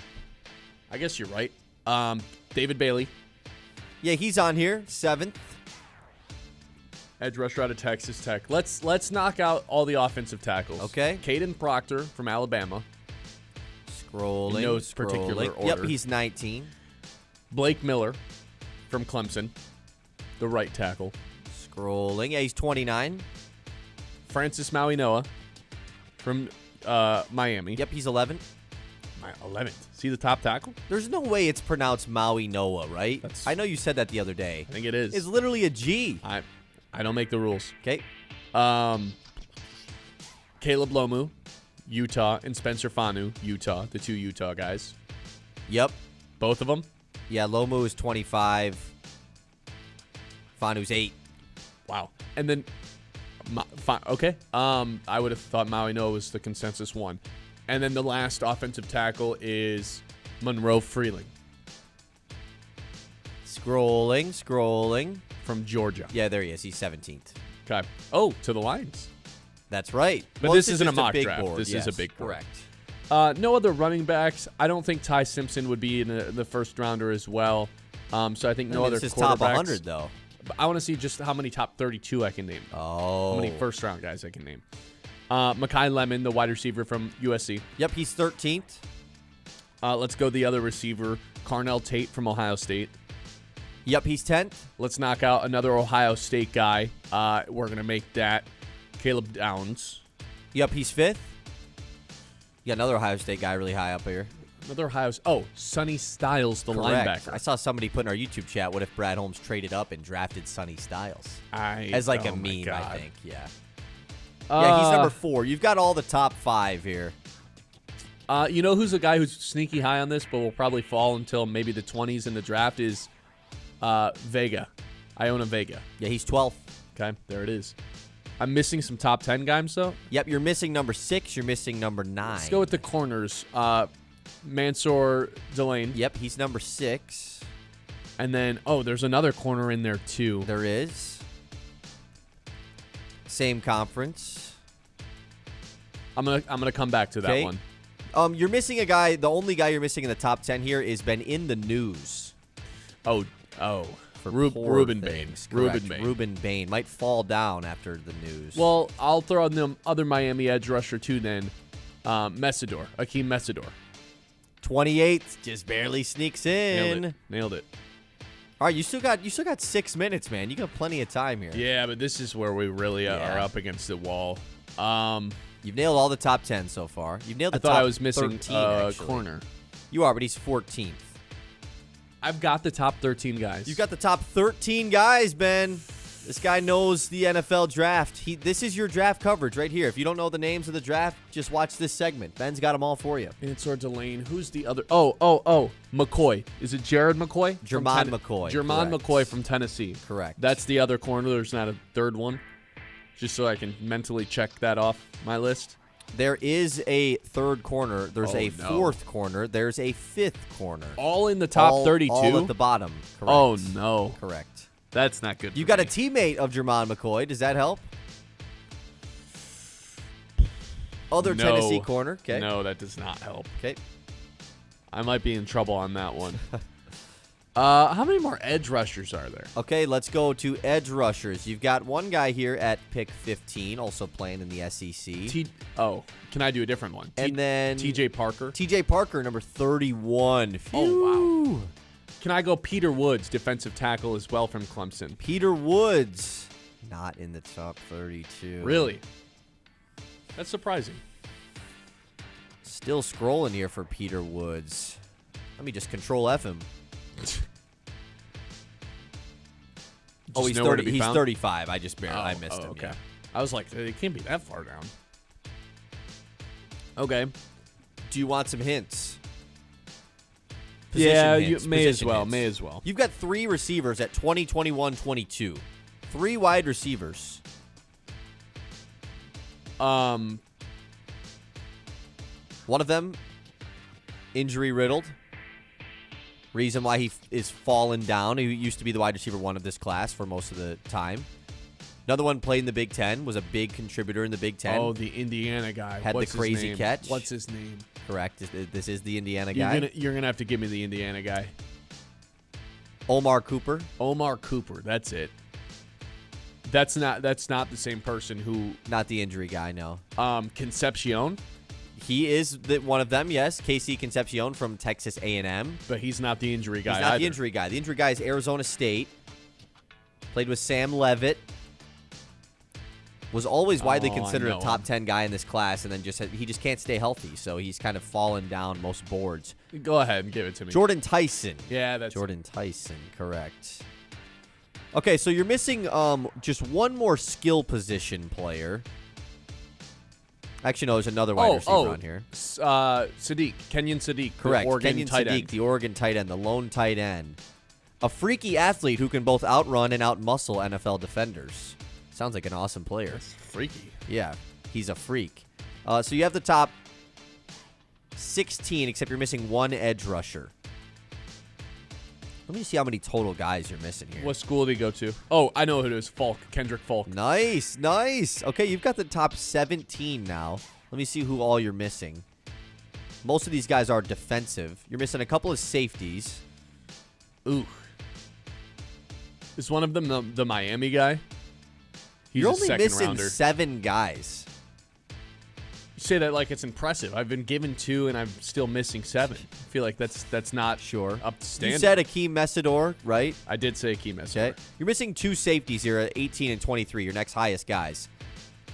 I'll give you a I already major said Caleb Downs. I'll give you a major hint. There is a Mac product here. Oh, it's in the the Toledo top guy, right? 32. It's the Toledo guy. What's his name? I think you saying it's the Toledo guy is like good enough. Emmanuel McNeil Warren.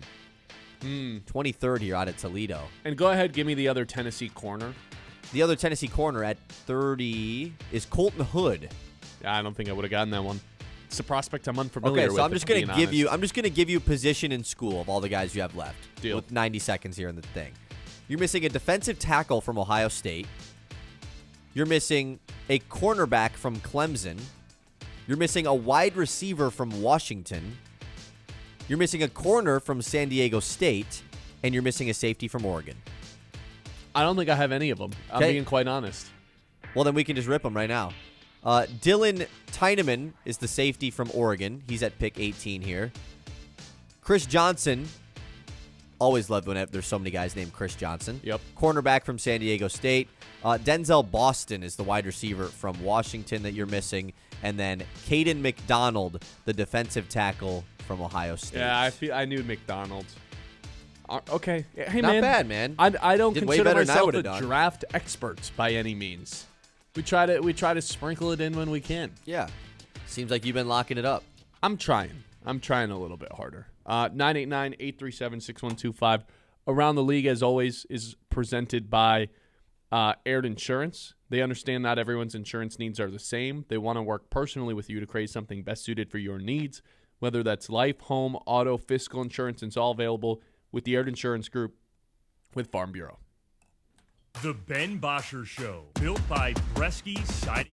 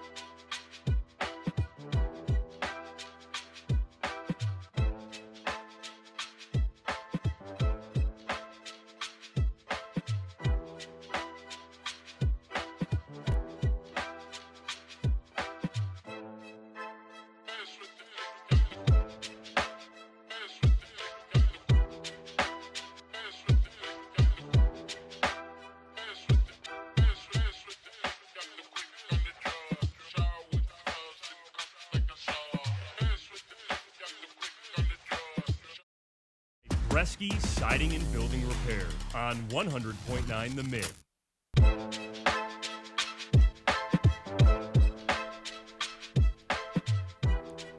So we just did a little draft thing for around the league. We've been doing Lions for a lot. You know, we're gonna have Jeremy Reisman join us at 11:30. Can I just throw something fun out to you? And I want to see what you would say, man. Okay. What would the Lions do right now if they had the number 1 pick? I think my answer is going to differ from yours. This is something I haven't thought of. There's no real Right? reason Why to. would I? Yeah, why would I ever think of it? I think Look, this is a fun exercise, though.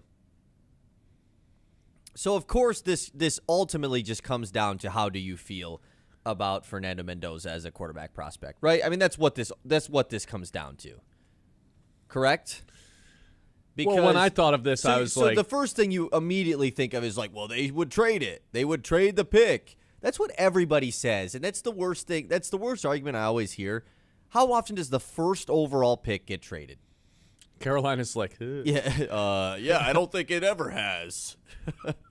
They made the trade with Caleb Williams, obviously, blah blah blah. yeah, you're right. Other than that, it doesn't happen much. Not the Caleb Williams trade, the Bryce Young trade. Right. So yeah, it doesn't happen very often. It is not a thing that happens very often where a team trades back from the first overall pick, because that means a team has to be willing to trade up enough to go get it. Now, it would make sense for the Lions to trade down because there's a quarterback that's expected to go first. I think they would draft Fernando Mendoza. I do too. I think they would draft Fernando Mendoza. I'm 100% I think that aligned with you here. There is way, and it's funny because you are the biggest Jared Goff guy there is. Not always, but in the last year or so, I've adopted it. I would say compared to like everyone else in this space, you are. Yeah. But I'm saying I wasn't born into that. You know what I mean? Like he earned me Right. over. I was anti-Goff for a while. Really? Yeah, you were. know No, this. you were Hendon Hooker. That's right. Yeah. Yes. Yeah. Big Hendon Hooker guy. Yeah, one of Just my what worst takes of all time. Not one of. But I think they draft Fernando Mendoza. There is way, way too much evidence in the last 3 years in the NFL. We could stretch it out even further if we want, but just in the last couple years of teams with quarterbacks on rookie deals, just how much advantageous that is to make other roster moves and build up your team. Now, have any of them won the Super Bowl?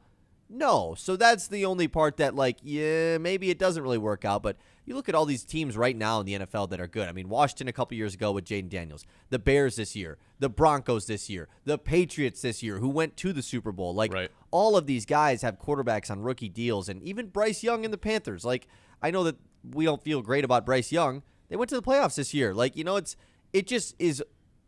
a formula for success if the quarterback is any good.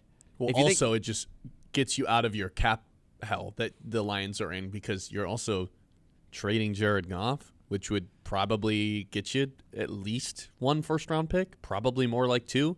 Then you'd not only be able to do that, not only acquire more draft capital, but also free up about $69 million in cap space every year. See, when I first thought of this, I was like, well, would they take Bailey? Would they take Arvell Reese? Are you trading back and taking a tackle? Because I don't think you want to take a tackle first. And then it just struck me. I was like, wait, no, the obvious thing to do is just take Mendoza, which is ironic because he kind of reminds me of Goff. I heard this. I think Colin was comparing Fernando Mendoza to Goff as well. Really? It just makes sense, right? A little bit more athletic, obviously, but just yeah, but wired Jared the Goff right was way. a little bit. He was a little bit more athletic coming in too. You know, like he's decreased his athleticism in his time in the NFL. Yeah, just wired the right way, processes things at an elite level, has the right mentality to go into this thing where you can bet on him, not just in year one, but like that he'll figure it out down the road too. Good work ethic. He does a lot of the same things. Doesn't have the most like cannon of an arm, but you trust his processing in mind enough to where he's going to make up for it. I think the obvious thing to do is if the Lions had the first pick is to trade Goff and take Mendoza. And I love Goff, but this is a simple financial and smart decision. Anytime, too, that you're just put in this position, I feel like it just – I mean, this is way different, so this is maybe a bad comparison. But look at what happened to Chicago. You know, like all their fans, like, oh, they love Justin Fields. Oh, they don't want Justin Fields to go. They love him so much. You know who else wanted Justin Fields to stay? Every Lions and Packers and Vikings fan. Correct. And every other team in the NFL, too, except for the Steelers and Jets. So, like, And now when the first overall pick falls into your lap, it just makes way more sense to reset everything financially.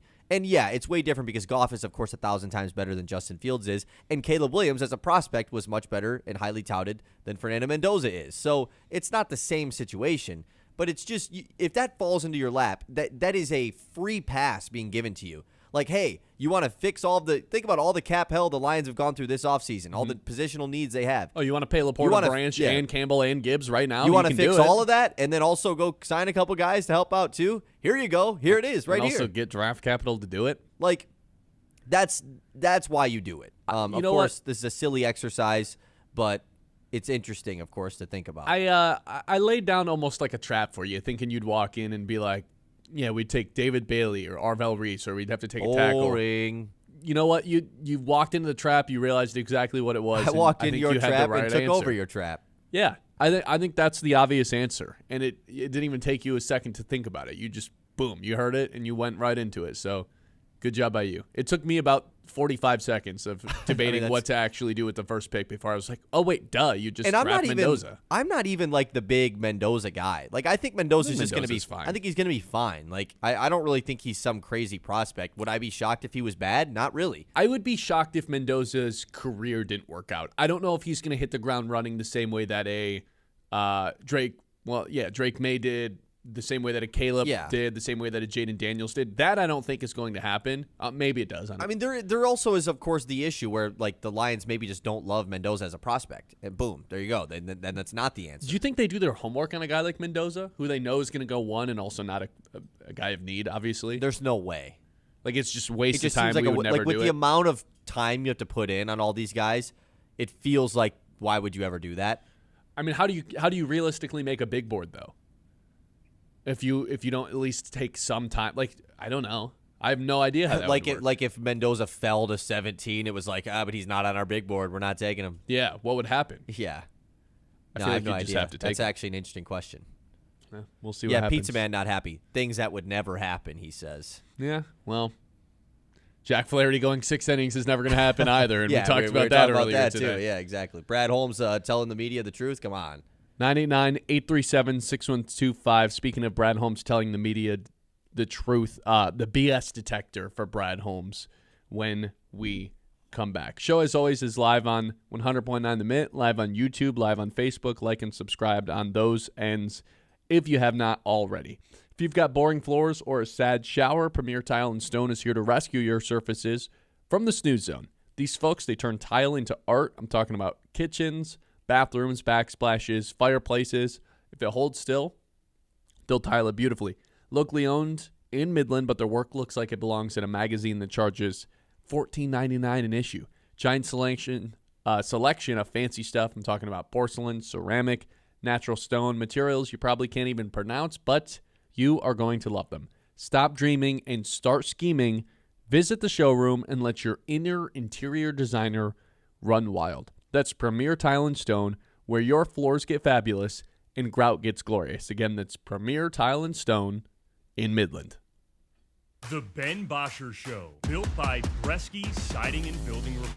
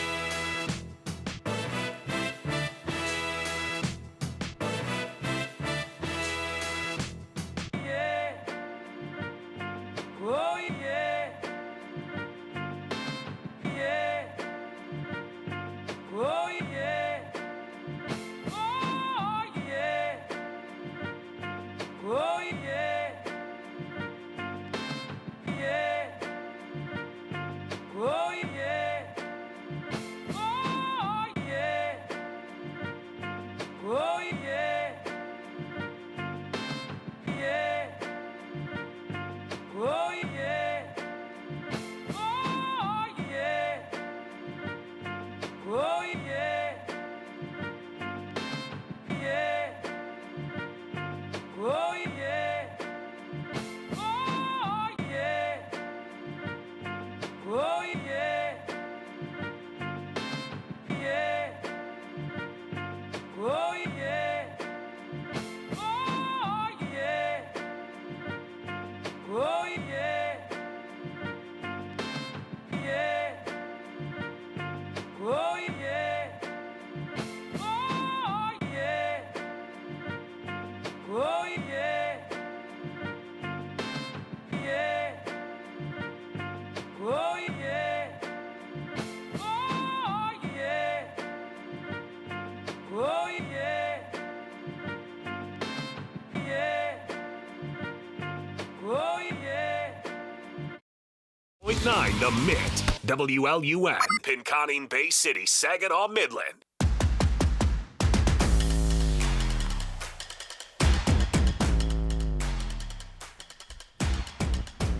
Lie detector time.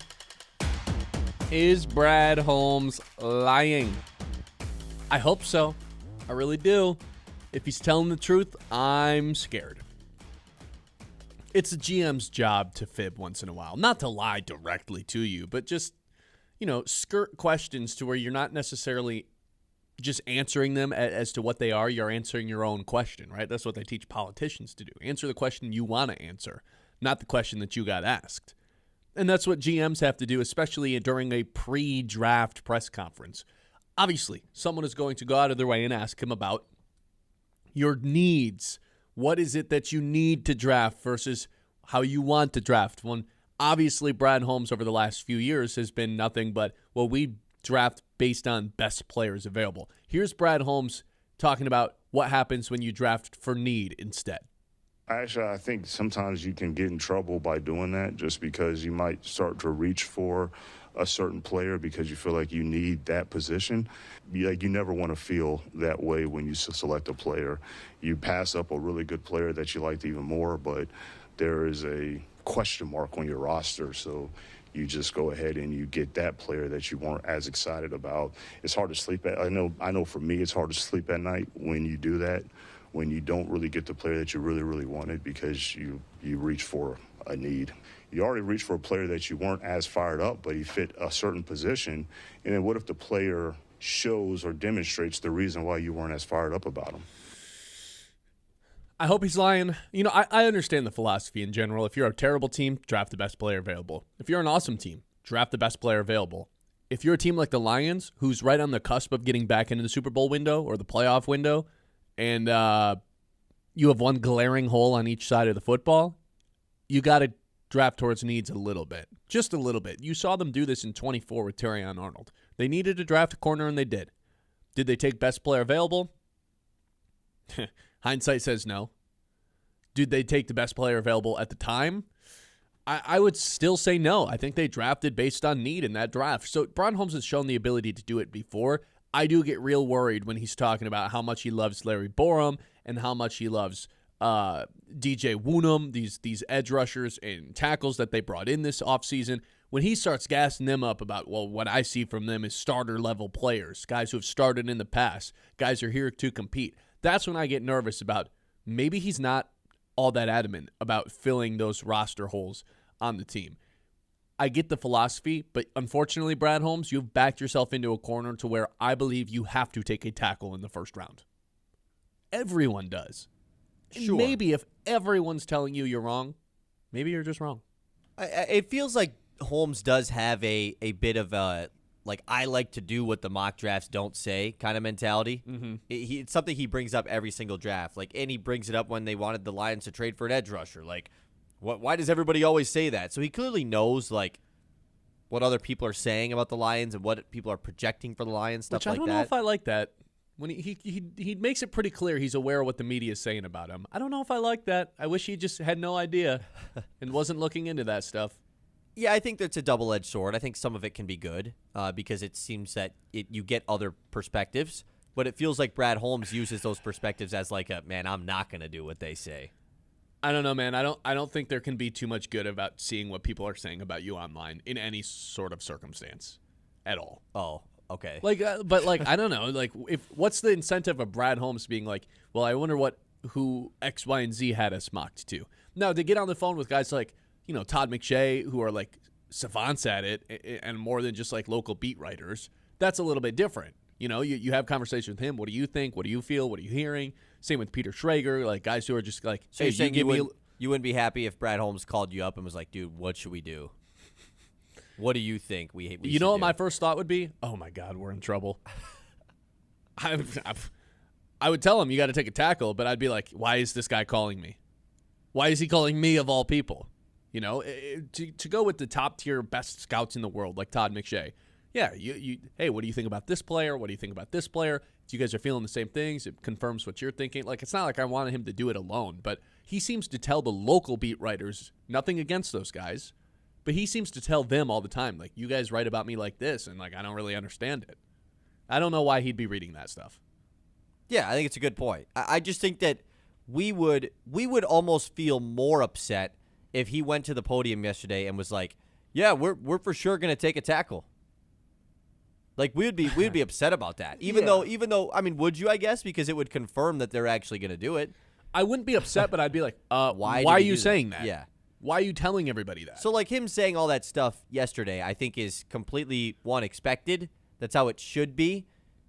But it also does make you think a little bit like, man, this guy, like, he could just be being truthful right now. He could just be saying, actually, like, yeah, we're taking best player available. If Sonny Styles falls to us, oh, God, man. We might have to. If Caleb Downs falls to us, we might have to. They're like, well, guess what, guys? We've got the best linebacker duo in football. And we're just like, yeah, right. Jared Goff's going to die by week 7. Now, also, like, when best player available does not mean it's what's Mel Kiper's flashing on the board. That they're not looking at that. It's their own big board. Their big board could be prioritized by tackles and edge rushers, right? I mean, that's absolutely what could be the situation because they know that that's what they need. Why would I put Fernando Mendoza on my big board? We don't need him. Why would I put XXX, Kenyon Sadiq, all this stuff on my big board if we don't need him? So their top of their big board could just be prioritized with tackles and edge rushers. For me personally, and maybe I'll grow a little bit more open-minded of this the closer we get to the draft, but for me right now, I'm like, hey, man, if you don't walk away from the first round with one of these 6 first-round tackles, and I'll even throw in Vega Iona, the top interior guy in the draft, who's like in that big board we were looking at earlier, he was 12th overall. I'll make that exception. So if there's I'm listing out 7 total players that play offensive line that I'd be okay with. Again, maybe this is a closed-minded approach, but if it's not one of those 7 guys in the first round, I think I'm going to be upset regardless. That's probably an unfair mentality to have. For sure is. However, even if it's an edge? Even if it's an edge. Like, they desperately need to fix. I kind of am with you, though. They desperately need either a sure thing or like a projection long piece tackle or someone who they can just put in the offensive line. It's just like, hey, man, boom, we got 4 guys in the offensive line that rock. Because that's how I feel about Vega Iona as a prospect. And the tackles are a little different. It's a spot that they could continue to fill as well. Yeah. That's probably not the right mentality to have, but that's how big of a need the Lions have at offensive tackle. And that's not anybody's fault but Brad Holmes.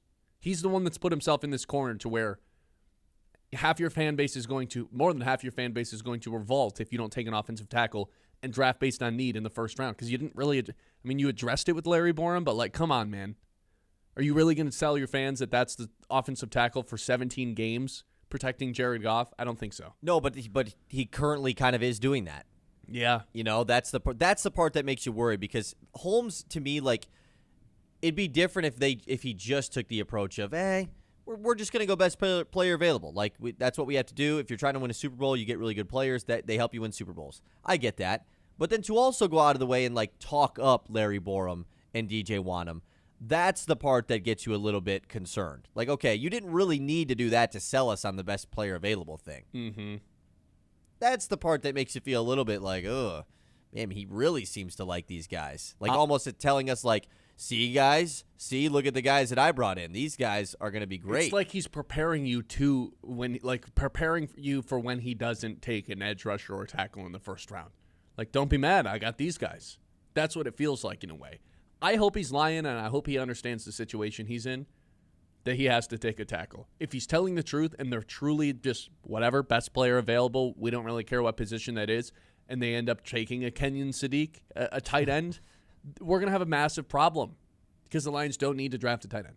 989, well, that would mean Laporta's getting traded, but 989-837-6125. Here's how the rest of the show is going to go. We're going to hit the news when we come back, a little bit different, out of order today, because at 11:30, Jeremy Reisman is going to join us to go over a couple of the quotes that Brad Holmes had during his press conference yesterday.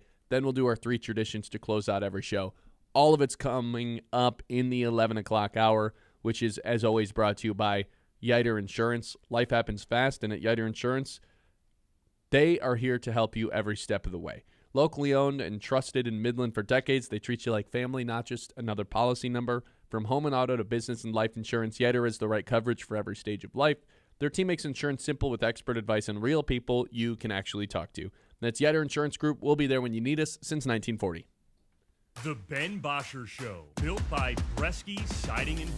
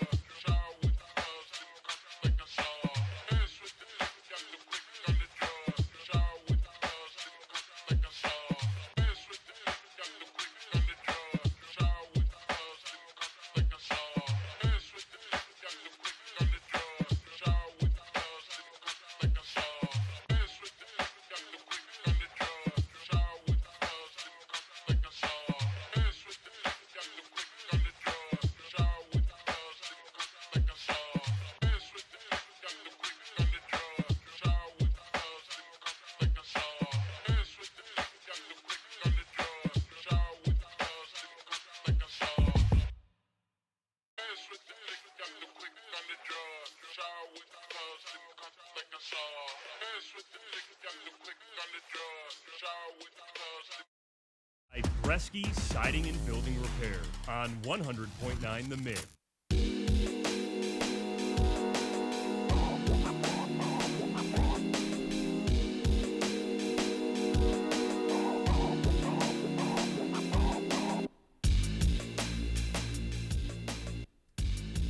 All right, welcome back into the show, everybody. I hope everyone's having a good Tuesday so far.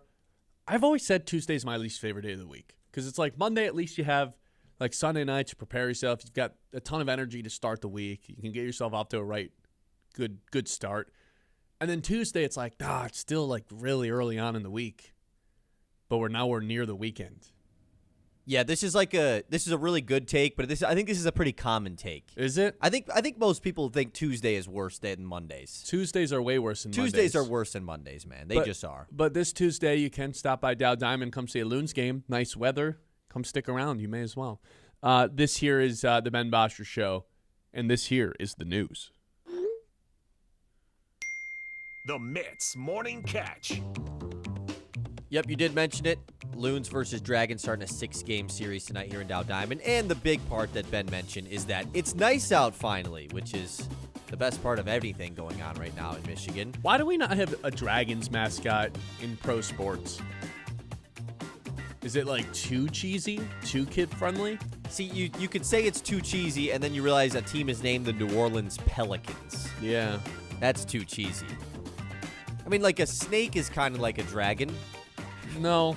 It's a There's no snakes serpentine either. animal. Diamondback? Diamondbacks. Yeah, why is there no dragon? Maybe the new Vegas baseball team can be called the Dragons. Or are they staying the A's? Or the new... Are they going to Las Vegas?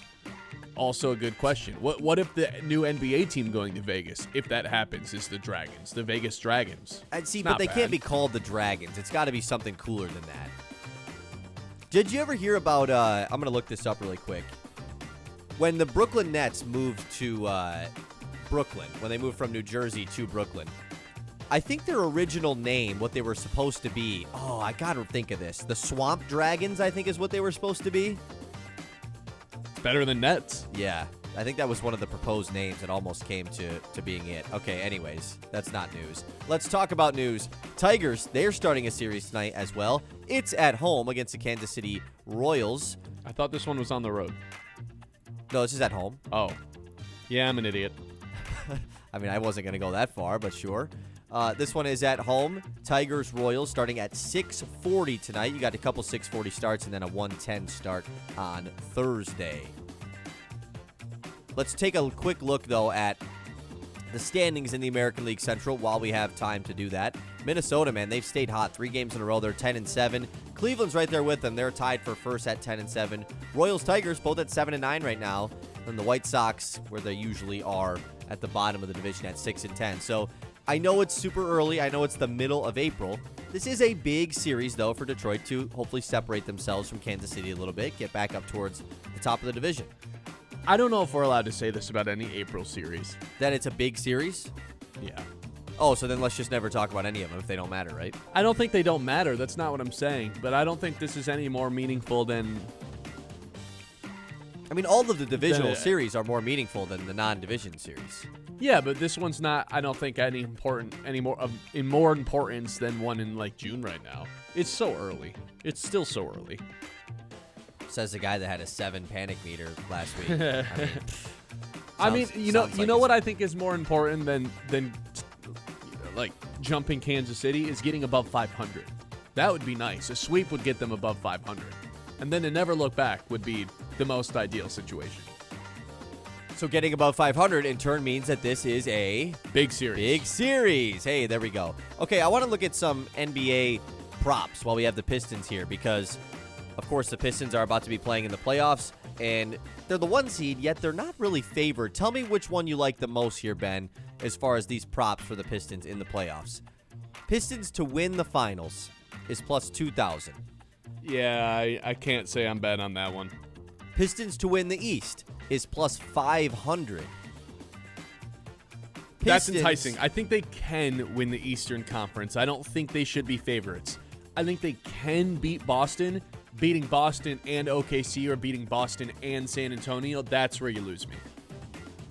I thought they had to make the conference finals props in here, but I guess I can't find them. I thought they were in here. You They also certainly did at some point, but we don't know their matchups right now, so maybe that's why they're not that could available. Be it. You also do have Cade Cunningham to be the Eastern Conference Finals MVP at plus 550.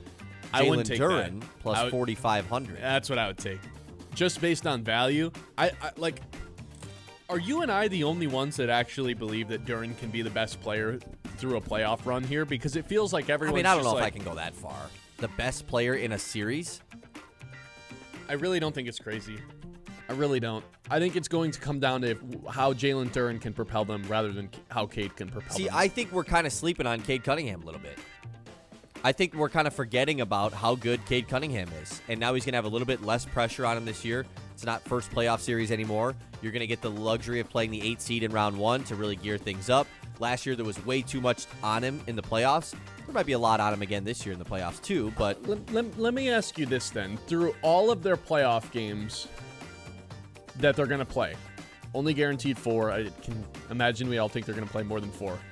If I set the over-under on 35-point games from Cade at 1.5, that's an easy under, right? In the entire playoffs? Yeah. That's just... Look, now it seems like I'm dissing Cade. That's not the point I'm trying to make. The point is, Cade's going to give us his 22, 24, 26, and 10, 13, 14 assists. I think it's going to be equally on Jalen Duran to score buckets, to go dominate the paint, to go get rebounds. Like, he's, to me, equally as important as Cade going into the playoffs for this team. Because it's not like Cade's ever just going to be like, bam, here's 42 points. Couldn't stop me tonight. You can't stop him in a way that he controls the game. But from like a pure scoring standpoint, I don't think him and Duran will have too much of a difference. I mean, Cade will score more, don't get me wrong. Yeah, he will. Would you even take one 35-point Cade? He's probably going to get one. I would take the over on your 1.5. Okay. For the whole playoffs? Yeah. I mean, that's a lot of games. How many games do you think he scored 35 in this year? Like in the entire regular season? Yeah. Probably like 6. In the entire regular season, Cade Cunningham, well, he had that game where he, missed the most field goals in NBA history in a game. I forgot about that. It was one of those ones. He had 4 games where he went over 35. Playoffs, you're playing way more, and they need him to score more in the playoffs. I feel like I'm doing an anti-Cade bit. I think That's you not are, what I'm doing. and I don't really like it. I'm mostly just saying. I'm not a fan of this. Jalen Duran, I think my expectation for him is he's going to be the difference as to why the Pistons go from being a first-round team to being a team that can get to the conference finals. I don't because of disagree the with leap that. that he took. I don't disagree with that. Yeah, I could get behind that. Okay, let's move on here in the news. We do have, I'll just do a quick reminder, though. We do have the NBA play-in tournament starting tonight. Heat versus Hornets at 7:30. That does have implications for the Pistons because the winner of that game will have a chance to play for the 8 seed. Hopefully it's not the Heat because they have Bam Adebayo, who's the best scorer in NBA history on their team. Okay, the WNBA draft was last night. AZ Fudd from UConn goes first overall to the Dallas Wings. So it's back-to-back times that when Dallas Wings had the first overall pick, they went with a UConn Husky. Of course, Paige Beckers was the first overall pick for Dallas. Now it's AZ Fudd. And is there a lottery in the WNBA, or is it just worse team? Yeah? Ooh, that's a good question. I think there is a lottery, yes. And they just happen to win it twice. This seems a little bit like a marketing ploy on behalf of the WNBA if there is a lottery. It's just like, oh, that's weird. The 2 college teammates are both drafted to the same team who happen to get the number 1 overall pick 2 years in a row. I don't know. Seems a little fishy. There is a lottery, yes. Oh, that maybe is a little bit fishy there. College teammates, now teammates in the WNBA. I don't know. Seems like a marketing ploy. I got a fun news headline for you. Sure. Pelican star Zion Williamson promises to have a different summer. What's worse, that headline or Aaron Rodgers saying like, I don't know if I'm going to come back or not? I loved Zion so much. I really thought he'd be the next guy. He's not. What does that mean? What does I'll have a different summer mean? What are you going to lock in? It's going to be different. Yeah. Yeah, it's How many I would love to know that quote with a little bit more context. What's this summer going to look like for you? Different. It's going to look real different. Yeah. Okay, dude. How many games do you think Zion played in this year? I think he actually played in a surprising amount. I'll guess 65. Yeah, he played in 62. It's a good guess. Shout out to Zion. How many games do you think he's played in his whole career? Drafted in 2019. 7 years under his belt? Jeez. 7 years, correct. I'm going to go 325. Not a bad guess. 276. Oh, my God. Still just not that many at all. Yeah, pretty bad. We'll do a couple more things. That's so bad. I was like, I probably aimed a little too low. Ugh. Yeah, really bad. Couple more things here in the news, and then we'll wrap things up. Some baseball news. Last night, Aaron Judge, Mike Trout, maybe the two best right-handed hitters of the last. I don't want to. I'm trying to exclude Miguel Cabrera from this. Okay. They each went deep twice last night. Kind of cool. Same game? Same game. That is cool. Yankees win. And then, of course, we got to throw some Dodgers stuff in here because they beat the Mets again. The Mets have lost 6 in a row. It's so They're funny, 7-10.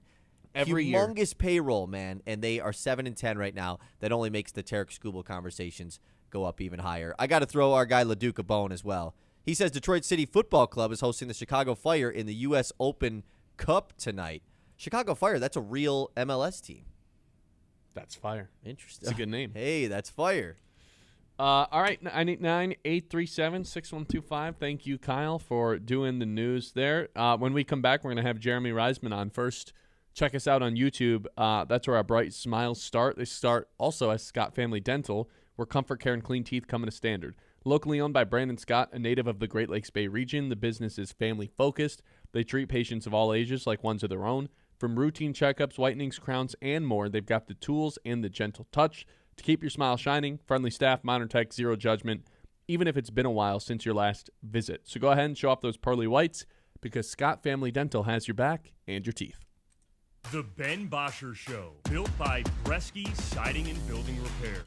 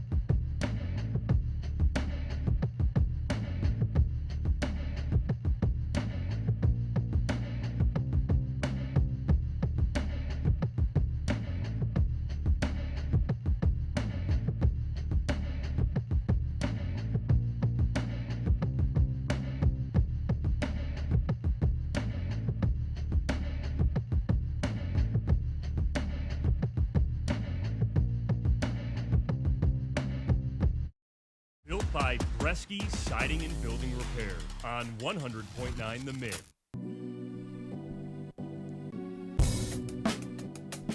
Jeremy Reisman, PrideOfDetroit.com, joining us here. Jeremy, Brad Holmes obviously had his pre-draft press conference yesterday. You wrote about it this morning. I think a lot of Lions fans had the same reaction when Brad Holmes said, well, yeah, we're going to stick with what we've been doing for years. We're taking the best player available. When this year, more than any other year in his past drafts, there's a clear first-round need, and that's offensive tackle. You can throw edge rusher into that group as well. But I think the clear need to everyone is that offensive tackle spot. So what we were doing earlier was we were doing the lie detector test, right? If Brad Holmes was hooked up to a lie detector, does he actually mean this? Is he ballsy enough to do what he did in 23 when he shocked the world and took a running back or a linebacker? Not to use those specific positions, but is he actually telling the truth when they are going to ignore that offensive tackle need? Or if you hooked him up to a lie detector, would it kind of flash and be like, no, like the truth is he knows that he has to take a tackle? I think there are two aspects to this, because I think it's important to note when he said that thing about edge and offensive tackle, the question was, do you have confidence in Larry Borum and DJ Wanham? And as I wrote this morning, the only answer to that question, if you're an NFL general manager, is yes. We have confidence in those guys, so we don't feel like we need to necessarily upgrade them because, I mean, these guys haven't even practiced for you. You're not going to throw them under the bus. Now, the lie detector is probably going off there, right? Is like, does he want them to upgrade that position in the draft? I think the answer is almost certainly yes. Now, the other aspect of it, which I think might be a lie detector no, is if he doesn't think the talent lines up with the position of need, I think he will go in another direction. If he doesn't, if 3 or 4 offensive tackles go off the board and he doesn't like OT4 or doesn't like OT5 as a first round talent, I don't think he is going to just take an offensive tackle. Now, given the way he's worked the draft in the past, do I think he might trade up to avoid a scenario like that? Yeah, I certainly do. And it wouldn't surprise me if he did that. But to me, I think he's going to stay true to his word in that he's not going to reach for a need. But I think if you had him on that lie detector test, he would say, yeah, offensive tackle is something that I'd certainly like to upgrade in this draft. So if it gets to the first round and suddenly, they don't end up going with a tackle or an edge rusher, what position group could come in and kind of wreck the party, for lack of a better word, and shock everybody? Yeah, I mean, we put out a couple ideas over at the site. I think corner is certainly on the board. Just, maybe if one of those two guys fall, whether it's Mansour Delaney or Jermod McCoy, I think those are two guys that, have a small chance of being there and fit a relative long-term need, because there's so much indecisiveness, lack of clarity with the long-term viability of really the two starting corners right now. Venga Ioane is an interesting guy, so if he's there, maybe they go guard, not a extreme position of need, but you're still upgrading the offensive line, and I think most people might view that positively. Outside of that, though, they're like maybe safety. Maybe if they become enamored with Emmanuel McNeil-Warren or Dylan Thieneman, like I think those guys make a little bit of sense. And again, there's a lot of uncertainty there in the secondary. But if you're just looking for, I don't think they're going to go wide receiver. I don't think they're going to go tight end. Kenyon Sadiq would be a pretty surprising pick. I'm not completely ruling it out, but to me, I think just defensive playmaker. Anyone on the defense would make sense pretty much at any position, maybe short of defensive tackle, because they've put a lot of investments there. What you just did like 12 seconds ago, I did earlier on in the show, where I was like, yeah, it'd be crazy if they took like Kenyon Sadiq, and then I thought about it for like a half a second. I was like, but you can't 100% rule it out. I don't know if you saw the Eric Edholm piece from a couple weeks ago, suggesting I guess not suggesting, but saying what if they happen to trade Laporta and move up in the draft to do it. And at first I'm like, no, like there's no way they're trading Laporta. If they want to win a Super Bowl, obviously that takes away from that goal. But then I always go back to when Brad Holmes talks about that long sustainable window of success rather than ever being all in, which he kind of contradicted himself yesterday. But I still think it's like a long-term thing where they want sustained success. Just purely financially, I don't think it'll happen. But the Laporta trade does make a lot of sense. Yeah, no, it's something that I think Lions fans, understandably, like once they see it, it's just like a visceral, like, no, of course not. He's one of the best players. Why would they do that? And with the way this team has treated their own drafted talented players, they're extending them. They call them their core, and for that reason, I don't know if it's going to happen, but the Lions are in a tough financial position because that core of players that they are drafting, developing, and extending is becoming too expensive. And at some point, you have to make some tough decisions. And at some point, you might have to move on, do the Chiefs Tyreek Hill thing of just like, yeah, talented player, but we don't have room in our salary cap to continue to pay everybody. And we know there are 4 big contracts coming up from that 2023 draft class. And, I think for years now, we're like, all right, who's going to be the odd man out? Who's going to be the odd man out? The Lions could theoretically sign all 4, and it wouldn't even surprise me if they did. But to get younger at a position and significantly cheaper while also adding draft capital, presumably by trading Sam Laporta, is not like that bad of, just in theory, in a vacuum. It's not a bad way to handle the situation that the Lions are facing. Now, there are obviously other complications here, like trading a guy who's coming off back surgery, maybe not trading him at his highest value there. But I think as a kind of thought experiment, it's a really interesting idea that one that I wouldn't just completely dismiss on its surface. Yeah, the every day that goes by, I feel like that one just makes a little bit more sense in my head, and it wouldn't totally shock me if they ended up doing something like that, because I don't think any of us would have expected DeAndre Swift got traded on draft night, and then stuff happens, and the way it plays out is always going to be a little bit surprising. So another thing that Holmes talked about yesterday was working on extensions, or at least fifth-year options for Gibbs and Campbell. The Bijan fifth-year option caught my eye specifically when that happened late last week, because it wasn't an extension. It was just a fifth-year option. And we haven't seen this play out with the Lions yet, right? With these first-round picks, typically the extension comes with that first-round pickup. I am, like, on the record saying I'd be hesitant to just pay Jahmyr Gibbs this crazy amount of money when you can do the running back thing of, well, we'll pick up the fifth-year option, and then we'll franchise tag, and then we'll figure it out from that point forward. I'm a little hesitant just based on, the durability of the position, the fact that Gibbs hasn't done it yet as a true workhorse back. I'm on the record saying I'm just a little bit hesitant to do it. But it sounded like maybe this is going to be the first year that Brad Holmes only picks up an option rather than here's the extension with it. Yeah, I mean, we'll definitely see.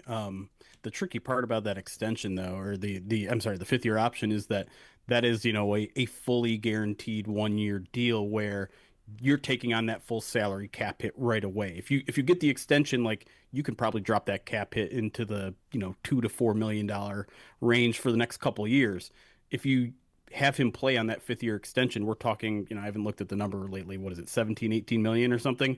1 year. All that's hitting right away that 1 year. You don't spread it out unless you extend him. So that would be the tricky financial maneuvering that they would have to figure out if they were to give him just the fifth-year option and have him play on it rather than extend him. But I a lot of times teams will exercise that fifth-year option, kind of use it as a placeholder, and then come to an extension, and then spread out some of that 17 or whatever $1 million caps hit, so that you aren't taking on a huge cap hit in year 1 of that extension. And that's kind of where I expect the Lions to go with this, but we'll see. I mean, the other side of that is Jack Campbell, who unfortunately, due to some archaic rules, his fifth-year option is basically the same as some outside edge rushing pass rushers, Right. which, doesn't make any sense. I would assume the Lions are probably not going to do that.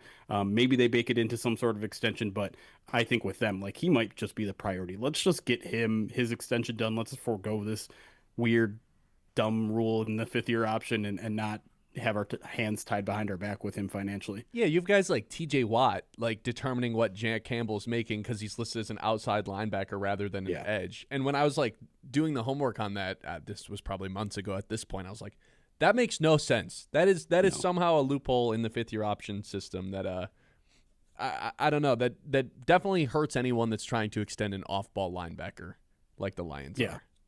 It's shocking to me that has stayed on the books for as long as it has, and I would, obviously I don't think the NFLPA minds. I don't think linebackers mind getting paid a little bit extra, and so maybe this is one of the rare occasions in which I'm kind of with the league, and maybe that's something that owners try to fix in the future. But very, very strange to me that I mean, it dates back to other things like the Pro Bowl for the longest time just didn't delineate between outside linebackers and like true off-ball outside linebackers.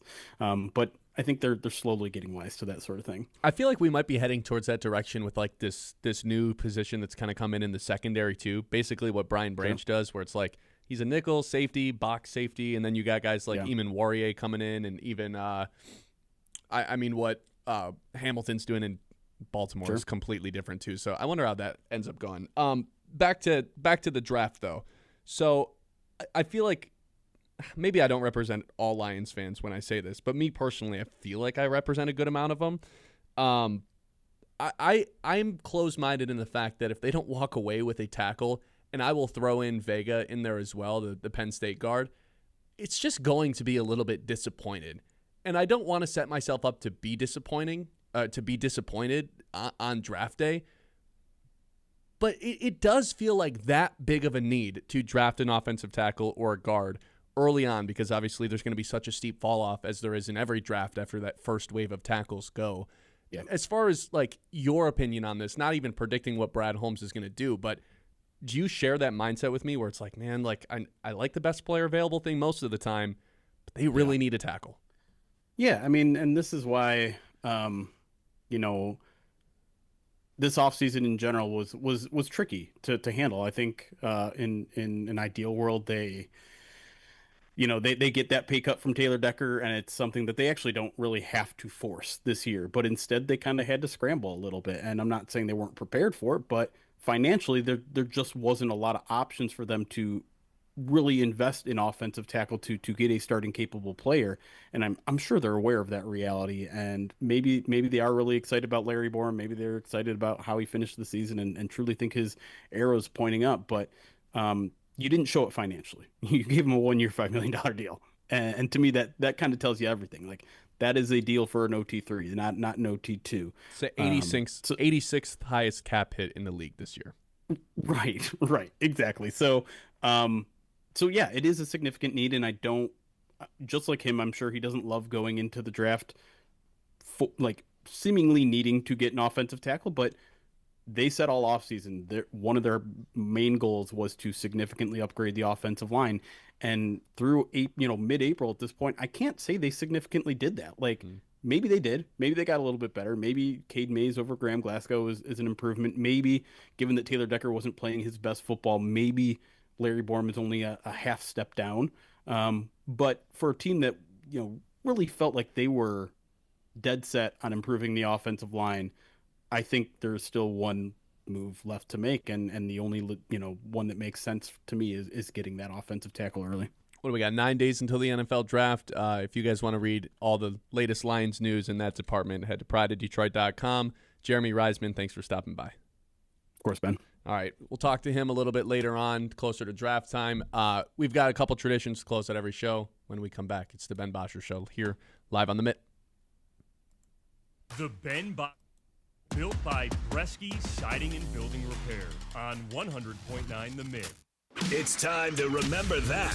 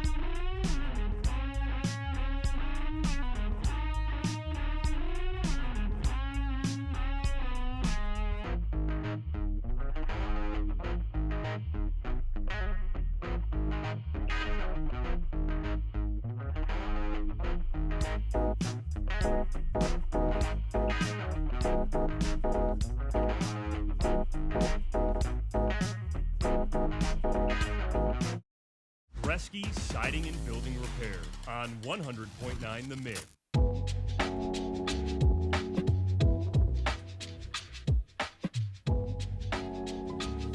Oh boy, our final tradition to close out every show. First of all, thanks for Jeremy for stopping by. Our final traditions to close out every show, the first of which is something that has been a dagger to the heart basically every day. It's our lock of the day.